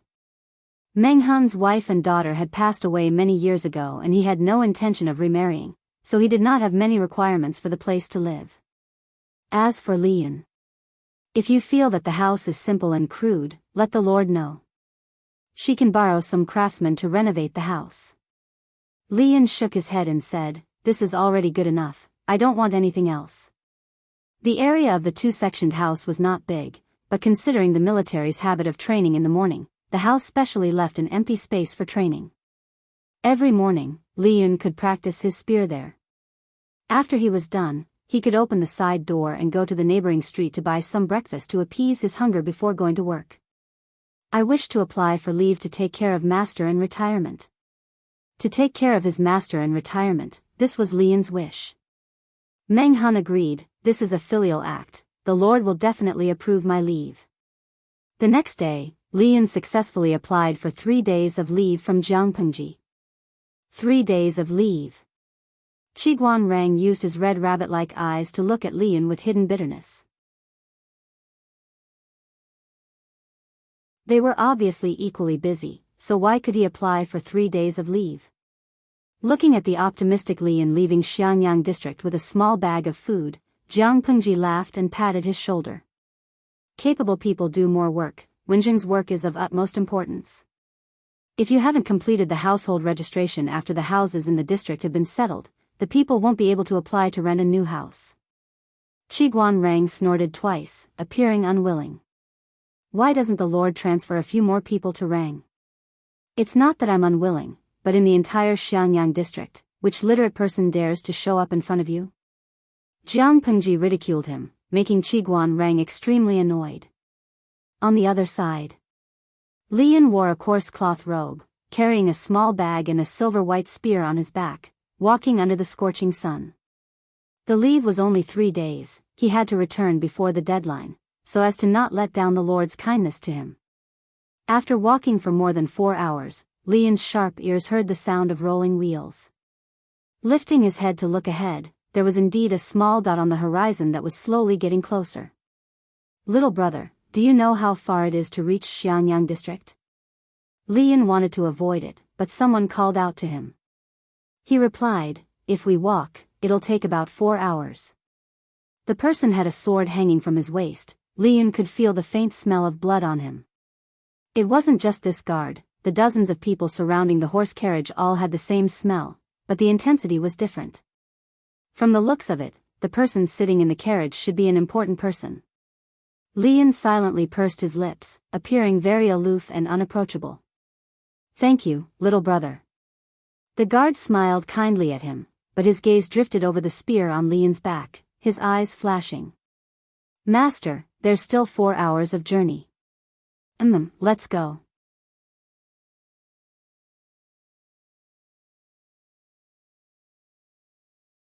Chapter 433. That voice left a deep impression on Li Yun, but he was concerned about his master and did not think too much about it. Li Yun and his master had lived in seclusion in the deep mountains for many years. The place was remote and the terrain was steep, but he felt it was familiar. Even with his eyes closed, he could come and go as he pleased. Seeing the familiar pool, Li Yun's smile brightened. Master, your disciple is back. Li Yun pushed open the straw hut, his smile frozen on his face. There was no one in the hut, dust had accumulated on the table and stove. Master? Li Yun pursed his lips. Ever since he could remember, his master had never left this mountain. But looking at the thickness of the dust, this hut had been unoccupied for a long time. Where did his master go? After thinking for a while, Li Yun pulled open the tattered curtains in the inner room and bent over to enter. He felt around under his master's mattress. There was a small pit under the mattress. His master always hid things in it. He searched with the mentality of giving it a try. His fingertips touched something hard. He took it out and saw that it was a scroll. Just like the impression his master gave others, his body was like a spear, strong as a blade. His handwriting was the same. Idiot, seeing his handwriting is like meeting you. You are grown up, you can take care of yourself. I am relieved. When you see this letter, I have already left to seek revenge. If I am alive, I will return. If I am unlucky and die at the hands of my enemy, you must not seek revenge. Xie Qian left behind a letter. Li Yun's eyes widened in disbelief. He read the letter over and over again. In the end, he helplessly believed that his master had really gone to seek revenge. But, he had followed his master for so many years, but he had never heard of his master having any enemies. Would it be dangerous to seek revenge? Would the enemy be very strong? Li Yun's mind was in a mess, as if he had lost his mind. After a while, he got up and used a wooden basin to fetch water from the pool. He tidied up the hut. After a night, he found a brush and added his whereabouts on the bamboo scroll before putting it back in its original place. If his master returned safe and sound, he would definitely follow the clues and find him. Carefully closing the door of the straw hut, Li Yun left with a lonely face. Just as Li Yun entered the mountains to seek his master, Xiangyang district welcomed an unexpected guest. Stepping on the afterglow of the setting sun, a team of more than 50 people approached the West City Gate. Nowadays, Xiangyang district is heavily guarded. Entering and exiting the city requires strict checks. Just as the guard was about to step forward and question him, a wooden token flew towards him. The guard caught it with a confused look on his face. Find someone sensible. The person in the carriage is not someone you can casually inspect. The soldier was instantly enraged. Who was it? Who dared to put on airs in Xiangyang district? Just as he was about to lose his temper, the soldier beside him pulled him back and gave him a look, asking him to look at the clan emblem on the carriage. Clan emblem? The soldier looked down at the wooden sign and then at the low-key and simple carriage behind the crowd. Both of them had patterns in the shape of willow leaves. It looked like a few willow leaves, but in fact, it was the word Lu. But, why does this pattern look so familiar? What are you waiting for? Isn't that the emblem of Magistrate Lu? His companion reminded him in a low voice. The soldier was so frightened that he almost dropped the wooden token. He walked forward with trepidation and asked in a low voice. Is the noble person in the carriage a relative of Magistrate Lu? The higher-ups didn't instruct anyone from the Lu family to come over recently. The guard felt wronged and was afraid of losing his job. The person smiled and said, the noble person in the carriage is indeed a relative of Magistrate Lu. Go and report quickly to prevent any delays. The soldier was completely stunned and hurriedly handed the wooden token back. Please wait for a moment, noble person. I'll go and report now. Even so, the soldier was still cautious and did not report directly to the magistrate. Instead, he looked for Feng Jin nearby. Did you say that the Lord's relative is here? Feng Jin frowned. The Lord's relatives were mostly in Hejin. Lu Shi was also far away in Chongzhou. How could he come to Xiangyang district? No matter what, he had to go and take a look personally. Then, he would know whether it was true or not. Lead the way. With that, Feng Jin walked towards the city gate. Once he saw the carriage, he was already 80% convinced. At this moment, the curtain of the carriage was lifted from the inside, revealing half a familiar face. Feng Jin almost lost his composure. Why did Lu Shi come to Xiangyang district from the borderlands of Chongzhou? Huayu, don't make a fuss. Lu Shi's hoarse voice contained a strong sense of fatigue. Let's enter the city. Because Lian was on leave, there was no one to manage the farm matters. Jiang Pengji decided to do it herself. She wore a pair of straw sandals on her feet and a pair of wooden clogs in her hands. Leisurely, she sauntered back to the city. Her trousers were rolled up above her knees. Her originally fair and slender legs were covered in mud. Her long hair was casually tied up with a hemp rope. On the way back, she rubbed her slightly hungry stomach and took out a few coins to buy 2 steamed buns. She held one in each hand and the other in her mouth. If there was no reminder, no one would have guessed that she was the magistrate of Xiangyang district. As a result, Lu Shi saw his daughter's sloppy behavior. Seeing Lu Shi, Jiang Pengji was so shocked that she forgot to bite the steamed bun. The audience in the streaming room and their fellow streamers were stunned. Feng Jin and the others sat quietly in the hall. The seat that originally belonged to her was occupied by a charming middle-aged man. Age did not make Lu Shi look old. The white hair on his temples only made him look more mature. Time favored this man and made him look more charming than before. However, this was not the main point. The main point was, why was Lu Shi here? Without an imperial edict, the magistrate of a district could not leave his territory. Jiang Pengji held the steamed bun in her mouth and called out vaguely. Father? Lu Shi looked at Jiang Pengji, who was dressed like a boorish youth. His already uncomfortable head felt even more uncomfortable. He felt that he had raised a fake daughter. Father, why are you in Xiangyang district? The world is so chaotic now. Jiang Pengji swallowed the steamed bun in 2 or 3 bites. Just as she was about to step into the hall, she looked at the clean floor and then at her muddy legs. She quietly shrank back. I'll clean up now. Father, please wait. Huaiyu, take care of them first. Jiang Pengji washed off the mud on her legs, put down her trousers, put on her wooden clogs, and walked steadily to meet Lu Shi. Her disguise would undoubtedly cause the audience to ridicule her. Jin Tian Wugang O, trash streamer, your father has seen your most boorish side. What's the use of pretending to be steady now? The expressions of the streamer's father and the streamer were too funny. It felt like a father suddenly inspecting his son and happened to catch him watching a certain type of film. You guess true or fake, my heart aches for the streamer's father. He must suspect that he raised a fake daughter. Jiang Pengji ignored the disturbing bullet screen in the streaming room and bowed respectfully to Lu Shi. Lu Shi sized her up from head to toe.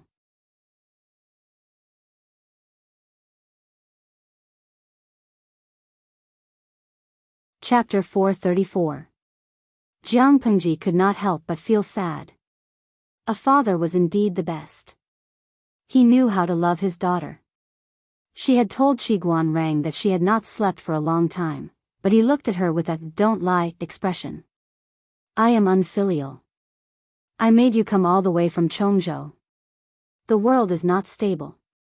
The journey is dangerous. If you miss me, you can just send a letter. Why take such a big risk and come here personally? If something happens on the way, I will feel guilty for the rest of my life. Jiang Pengji said with concern. The journey was so dangerous, but Lu Shi dared to run around. Lu Shi laughed and said, I can't feel at ease without seeing you with my own eyes. The earthquake happened too suddenly. Even though Lu Shi was far away in Chongzhou, he felt the tremors.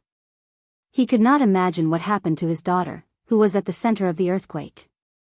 Now that I have seen you, I can sleep well tonight, Lu Shi said gently. Luoyues secretly glanced at Lu Shi. He was a man as gentle as jade. He had an indescribably noble demeanor. He then looked at Jiang Pengji. His mind was filled with all kinds of cruel behaviors. She was either killing or preparing to kill. These two people with such different styles were actually father and son? Jiang Pengji said softly, I feel guilty. I have made you worry. Lu Shi raised his hand and rubbed his daughter's head to comfort her. He especially liked this action. Lu Zhongqing. You are not allowed to touch His Majesty's noble head. What if you become stupid? The girl's mischievous laughter seemed to have happened yesterday. It became the most vivid memory in his mind. Zhongqing, don't be too fierce. Be gentle to her. My Majesty is actually a sharp-tongued but soft-hearted person. He's the best person in the world. Zhongqing, you have to promise me that you won't mistreat her in the future. Treat her well and love her well. This is for her own good. I want you and her to live well. Even if I'm not around, both of you should live well. Let me see a different history, okay? When no one was around, Lu Shi would ponder over Gu Min's words before she died. Had she returned to her own world? Was she living a more carefree and unrestrained life than before? Lu Shi closed his eyes to hide his thoughts. The longing was like a net binding him, making the hatred brewing in his heart thicker. Lu Shi only wanted peace of mind. Seeing that Jiang Pengji was safe and sound, he planned to rest for 2 days before returning to Chongzhou. Feng Jin and the others tactfully took over Jiang Pengji's tasks and gave her free time to chat with her father, fulfilling her filial piety. It was also at this time that Li Yun returned early. There was no one else by his side. Meng Han asked him, Han Mei, your master didn't come over? Li Yun said dejectedly, Master left a letter, saying that he went to seek revenge on his enemy. It's just that I've followed my master for so many years, but I've never heard him mention any enemies. Now that he suddenly says he's going to take revenge, it really makes me anxious. However, Master is highly skilled in martial arts, so there won't be any problems when he travels outside. Meng Han secretly curled his lips. He had reservations about these words. To be able to raise such a pure and untainted child like Li Yun, that Master was probably not that complicated. Nowadays, the world is so chaotic. If you don't be careful when you go out, you won't even have your underwear left when you go home. Li Yun went to the district headquarters to look for Jiang Pengji to cancel his leave and return to work early. As soon as he entered, he saw his lord eating with a middle-aged man. My lord, I've returned from my leave. Lu Shi raised his head. His eyes gradually widened as he cried out involuntarily, Xiaohe? Ah. Jiang Pengji and Li Yun both revealed a baffled expression. The latter even turned his head to look behind him. There was no one. Was he calling for him? After Lu Shi blurted out, he immediately realized that he had misunderstood. The person in front of him was too young, and his build was too tall. He didn't match the person in his memory.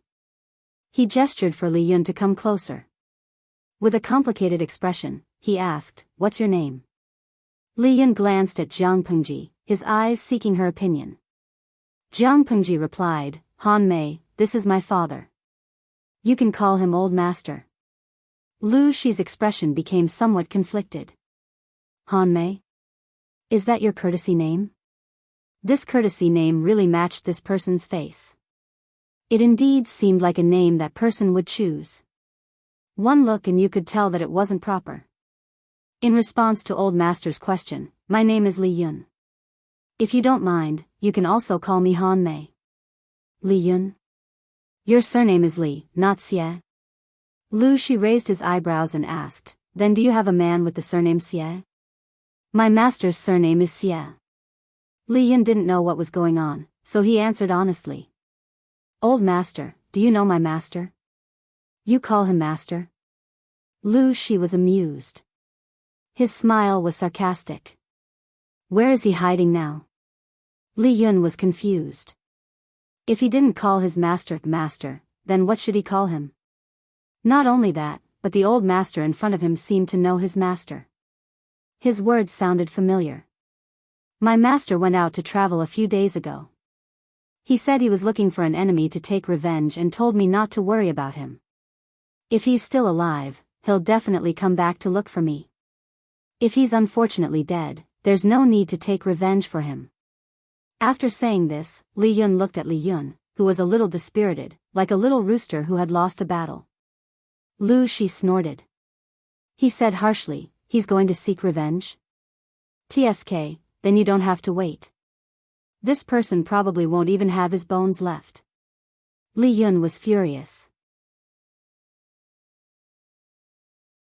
Even if the person in front of him was his lord's father and an old friend who knew his master, he was still angry. Do you know who your master is going to seek revenge on?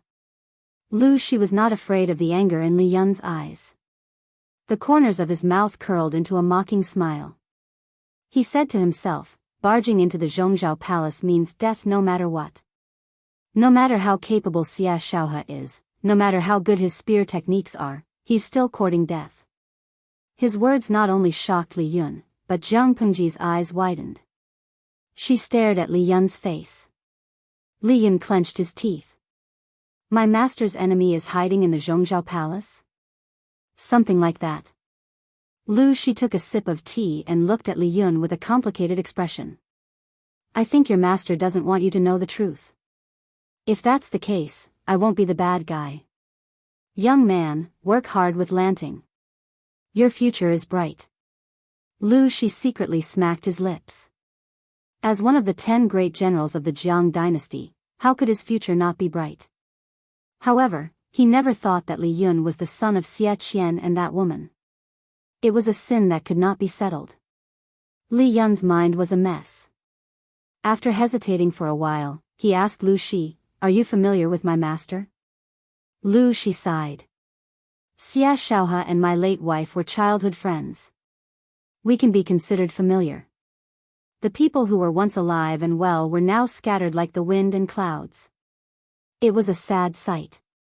By the way, how old are you this year? Are you married? Lu Shi asked.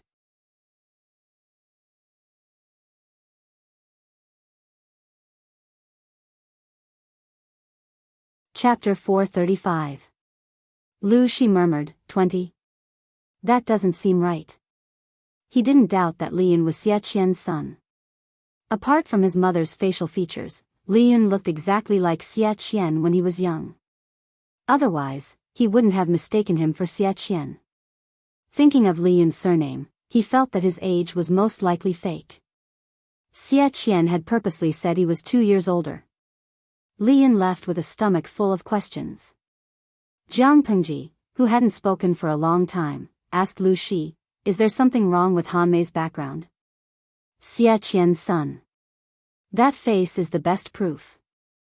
Lu Shi took a deep breath and said, more than 10 years ago, this name was synonymous with young and romantic. He was the dream lover of many noble ladies. I didn't expect him to hide in Fengyi County with his son for so many years. He didn't even send a message home. I think he must have suffered all these years. Now that Li Yun is under your command, I can only say that fate makes fools of people. Jiang Pengji frowned and said, Father, are you referring to Xie Qian? If that was the case, wouldn't Li Yun be that woman's son? Who else could it be? Lu Shi sneered. Then when Xie Qian went to the Zhongzhou palace to seek revenge, wouldn't he be killing his wife? Lu Shi said disdainfully, what kind of wife is she? She's just a demon who took over Xie Qian's wife's body. To Xie Qian, his beloved wife, Wang Huiyun, who was known as the twin beauties of Langia, had died in childbirth long ago. The one who survived was nothing more than a venomous scorpion woman who was born to be arrogant, ruthless, and arrogant. What did that feel like? Wang Huiyun used to be the goddess of many young men. But not many people knew that their goddess body had been taken over by a ghost of unknown origin. She turned from pure and kind to wicked and wicked. Lu Shi sympathized with Xie Qian. If Wang Huiyun had died in childbirth, it would have been the end of it. But her body had been taken over by someone, and that person had used her body to pester all kinds of men. Not to mention seeing it with his own eyes, even thinking about it was disgusting. Jiang Pengji frowned. It was rare for Lu Shi to mention the past. She asked, you took over Xie Qian's wife's body? Yes. Lu Shi nodded. Xie Qian and Wang Huiyun were childhood sweethearts. Many people's hearts were broken when they got married. A year later, she gave birth to a son. I believe that child was Li Yun. However, ever since Wang Huiyun gave birth, Xie Qian's behavior had become strange. He's anxious and cold to his wife.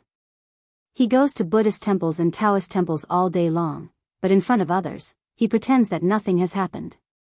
Jiang Pengji's father's words. She was to be. The information contained in the words of the host's father was a little too much. And then? Jiang Pengji asked. Lu. She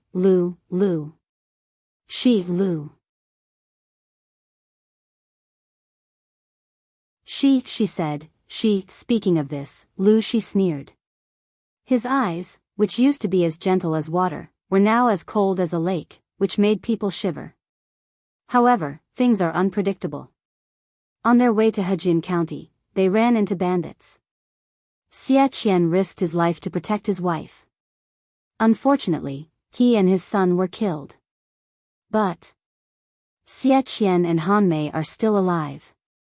So Wang Huiyun is lying. Lu Shi's face was gloomy. What bandits? Wasn't she the one who arranged them? She did it to get rid of Xie Qian. Xie Qian noticed something was wrong with her and wanted Master Liaochen to get rid of her. How could she not be afraid of a ghost of unknown origin? The atmosphere in the streaming room grew tense as Lu Shi's narration went on. All channel recommendation Weibulai, am I the only one who has goosebumps? Lo Ciji Lianmeng, I thought about it. Xie Qian's wife was transmigrated when she was giving birth. Xie Qian found out, and the transmigrator killed Xie Qian and his father. Of course, Liyun and his master are still alive. The transmigrator is suspected to have killed the host's mother. She has a deep grudge against the host's father. That's awesome, my transmigrator.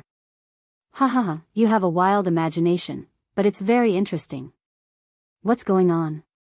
Inuejiajuga Chinma, #propping chin. I think that's the right way to transmigrate. The ancients weren't idiots. Wouldn't they be suspicious if their loved ones changed? Xie Qian felt that there was nothing wrong with finding an expert to get rid of a ghost that had taken over his wife's body. But the transmigrator was also quite something. She made a beautiful comeback and was ruthless. I don't know if she'll threaten the host. Siskan Zizaya, are you kidding me? Who can kill our host? The weeds on the grave of the last person who said this are now as tall as a person. But then again, the host really needs to be careful. This transmigrator is obviously not easy to deal with. I always feel that this transmigrator has a sense of superiority. Maybe she's read too many brainless transmigration novels. Yu Hashibi, this is a world that has definitely been penetrated into a sieve. Listen to my analysis. The transmigrator is a harem beauty, the host's mother is a sweet farmer, and the host is a despicable fighter.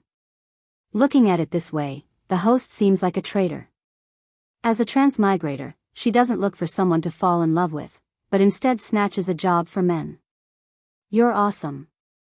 Jiaging Wan Fuzo, you guys don't understand. The host's skill is the real deal. When you become an emperor, you can sleep with all the men in the world. That's the integrity a transmigrator should have. If you want to have sex, you should have sex.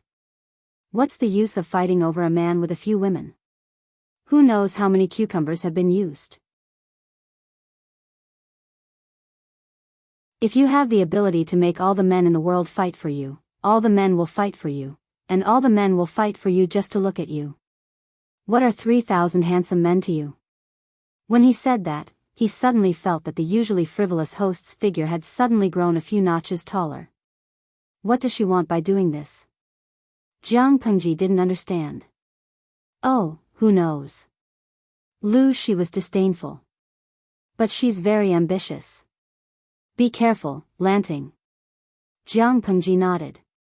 Even if Lu Shi didn't say anything, she was always on guard. After ending the unpleasant topic, Lu Shi suddenly thought of something. Oh, right. Lu Shi said, there was a child marriage. Jiang Pengji was stunned. What? Isn't your mother and Xie Qian childhood friends? They used to joke that the two families would become in-laws. Lu Shi looked at Jiang Pengji helplessly. Lanting, you're already 16 this year. Don't you think about that? I think Li Yun is a little simple-minded. But Xie Qian's son can't be too bad. He's also quite good-looking. If you like him, you can take him.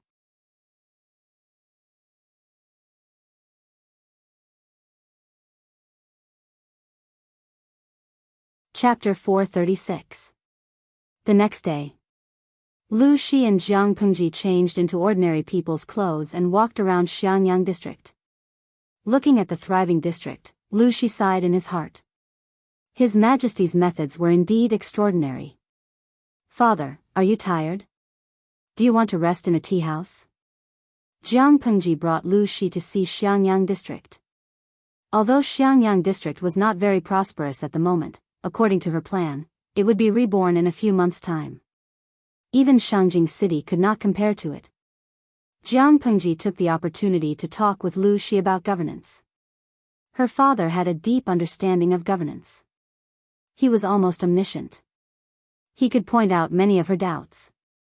Jiang Pengji used to be the commander of the army, but the commander and the district magistrate were two different concepts. In terms of governance, even if Jiang Pengji had knowledge that surpassed the times, she still had to learn a lot. Good. When I retire one day, I'll come to your place and buy a house so that I can retire in peace. Jiang Pengji said, if you want to buy a house, you don't have to pay for it yourself. I have lots of land deeds. She could buy as many as she wanted for a penny. The first batch of houses were given to her subordinates, and the remaining 50 or so were hers. The second and third batches were ready to start construction. Jiang Pengji did not lack land deeds and house deeds. Lu Shi was speechless. Fortunately, the world is in chaos. Otherwise, you will be impeached. He did not need to think to know what his daughter had done. The land deeds she mentioned were not from a legitimate source. She was the district magistrate, and she had the final say in all the internal affairs of the district headquarters. 09 Xiao Shua net, if she wanted to buy back the land deeds with a penny, who could say no? Lu Shi stepped on the flat bricks, and his wooden clogs made a rhythmic clacking sound. It was crisp and pleasant to the ears. I noticed that the people here are well-mannered, Lu Shi said. There is no filth on either side of the street. You will be fined for littering, and the fine will be double the previous one. There are trash cans on either side of the road, and you can throw it away if you walk a few steps. If you don't lack money, you can throw it away. As long as you have enough property to compensate the district headquarters, I don't mind. Even if Jiang Pengji didn't issue such a decree, the phenomenon of people randomly throwing rubbish or spitting had decreased. The entire road was paved with green bricks. When had they ever seen such a smooth and clean road in their lives? If there was an eyesore, how uncomfortable it would be to look at it. Most of the places in Xiangyang district were under construction. A few areas had been cleaned up. Under Jiang Pengji's encouragement, many people opened street stalls, which brought some prosperity to the county town. There was no good tea in the tea house, so she ordered 2 big bowls of tea. The color was a little muddy, but the smell was not bad. Although it's your first time governing, you're doing much better than me. This was probably the talent that Min was talking about. Lu Shi shook his head secretly. When he was in charge of Hu County in the past few years, he had worn himself thin and weak. Hu County barely had a flourishing scene. It had only been a month since Xiangyang district had emerged from the dark clouds of the earthquake. The people who came and went had smiles on their faces. He was deeply moved when he saw it. He did not know if it was because he was too weak, or because His Majesty was too powerful. Jiang Pengji said, like father, like son. Lu Shi knew that the words were meant to make him happy, but he could not help but feel proud. He said, that's true. It's a family tradition. The father and son were narcissistic and praised each other in disguise. After drinking tea and putting down 2 coins, Jiang Pengji brought Lu Shi to the brick kiln. Father, I'll take you to see something. She ordered people to encircle the area of the brick kiln. Entry and exit had to be strictly checked. According to Jiang Pengji's plan, green bricks would become the specialty of Xiangyang district in the future, so technical protection was very important. They entered the brick kiln with their personal seal. The closer they got, the hotter the surrounding temperature became. It was a hot summer day. Soon, Lu Shi's forehead was sweating. "What are you looking at?" Lu Shi was curious. Knowing that Jiang Pengji had arrived, the craftsman of the brick kiln quickly came out to welcome her. She waved her hand to indicate that there was no need for formalities. "How are the things I asked you to make a while ago?" Jiang Pengji asked the craftsman of the brick kiln as she walked. "I've made 6 batches. Most of the semi-finished products are not ideal. I've only managed to make 3 sets." The old man showed a pained expression. "I've destroyed the defective products according to my lord's request. The leftovers will be guarded by someone specially to ensure that no secrets will be leaked." 3 sets? It's better than expected. Jiang Pengji thought about it and said, "Take 1 set out for the old master to see." "All right. Please wait a moment, my lord." Hearing this, the craftsman of the brick kiln heaved a long sigh of relief and wiped the sweat off his face. There were many benefits to helping the lord. Some time ago, the lord was very generous and rewarded him with a land deed. According to the plan, it should be the second batch of houses to be completed. Now, the whole family was eagerly waiting for the first batch of houses to be completed and the second batch to be built. Just based on the appearance of the first batch of houses, how many people were envious of their great luck? With many years of experience in making pottery, they had won the Lord's favor. Now, the whole family was living a good life. The craftsman of the brick kiln carefully took out a long box and opened it carefully. The audience in the streaming room thought it was a rare treasure. They didn't expect to see a glass tea set lying inside. "I love you, 666, the streamer really made glass. Lo Cg Lianmeng, it's indeed glass. Although the purity isn't very high, it's very exquisite." According to the usual plot of novels, this thing was worth a lot of money. The key was that the cost was low. A set of glass could be sold for hundreds of thousands of strings of coins. I'm asking you if you're afraid of this profit. 1,000 strings of coins was equivalent to 1 tael of silver. What kind of concept was hundreds of thousands of strings of coins? Even robbing a bank wasn't that domineering. Little angel, #propping my chin. I'm curious who the streamer wants to trick with this glass. Shenzushu, it must be someone with a lot of money. If it's not the tycoon of Dongqing, then it's the idiot of the north borderline. Naturally, people today had never seen glass, not to mention that the glass was indeed beautiful. It was exquisite and beautiful. This thing. How much does it cost? Lu Shi's eyes were filled with amazement. He was a little obsessed, but he quickly returned to normal. It's very low. Jiang Pengji didn't specify the exact amount. She just used her thumb to point at the brick kiln behind her.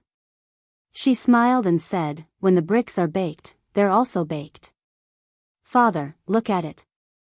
How much do you think it's worth?" Lu Shi pondered and said, "Priceless. You want to show me this thing to show your filial piety?" "Of course. But isn't Xiangyang district too poor? Now we don't even have enough food. I wonder if father can help me?" Jiang Pengji smiled and took out a round bowl that was a few times smaller than a woman's palm. She held it with 2 fingers and it looked very beautiful under the light. "I heard that in the north borderline, the rich are very rich. They raise horses and cattle in herds. They spend a lot of money without frowning. In order to show their noble status, they like to collect rare treasures. Is this true?" Lu Shi understood her intention. It turned out that she wanted him to help her sell it. He asked, "That's true, but they won't be interested in ordinary objects. As for this, there's no doubt that it will definitely be sought after by the nobles of the north borderline. How does Lanting plan to price it? How about 150,000 strings of coins?" Lu Shi was so shocked that he almost dropped the glass cup. 150,000 strings of coins?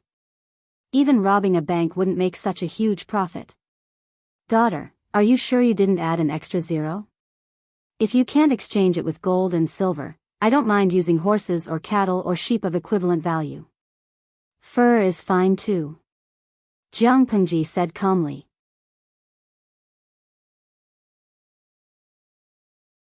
She didn't look like she was the one who had just opened her mouth like a whale. You're tuning into the Biyao's Wuxia Chronicles YouTube channel. Don't forget to subscribe and join us on this journey to catch the most captivating stories.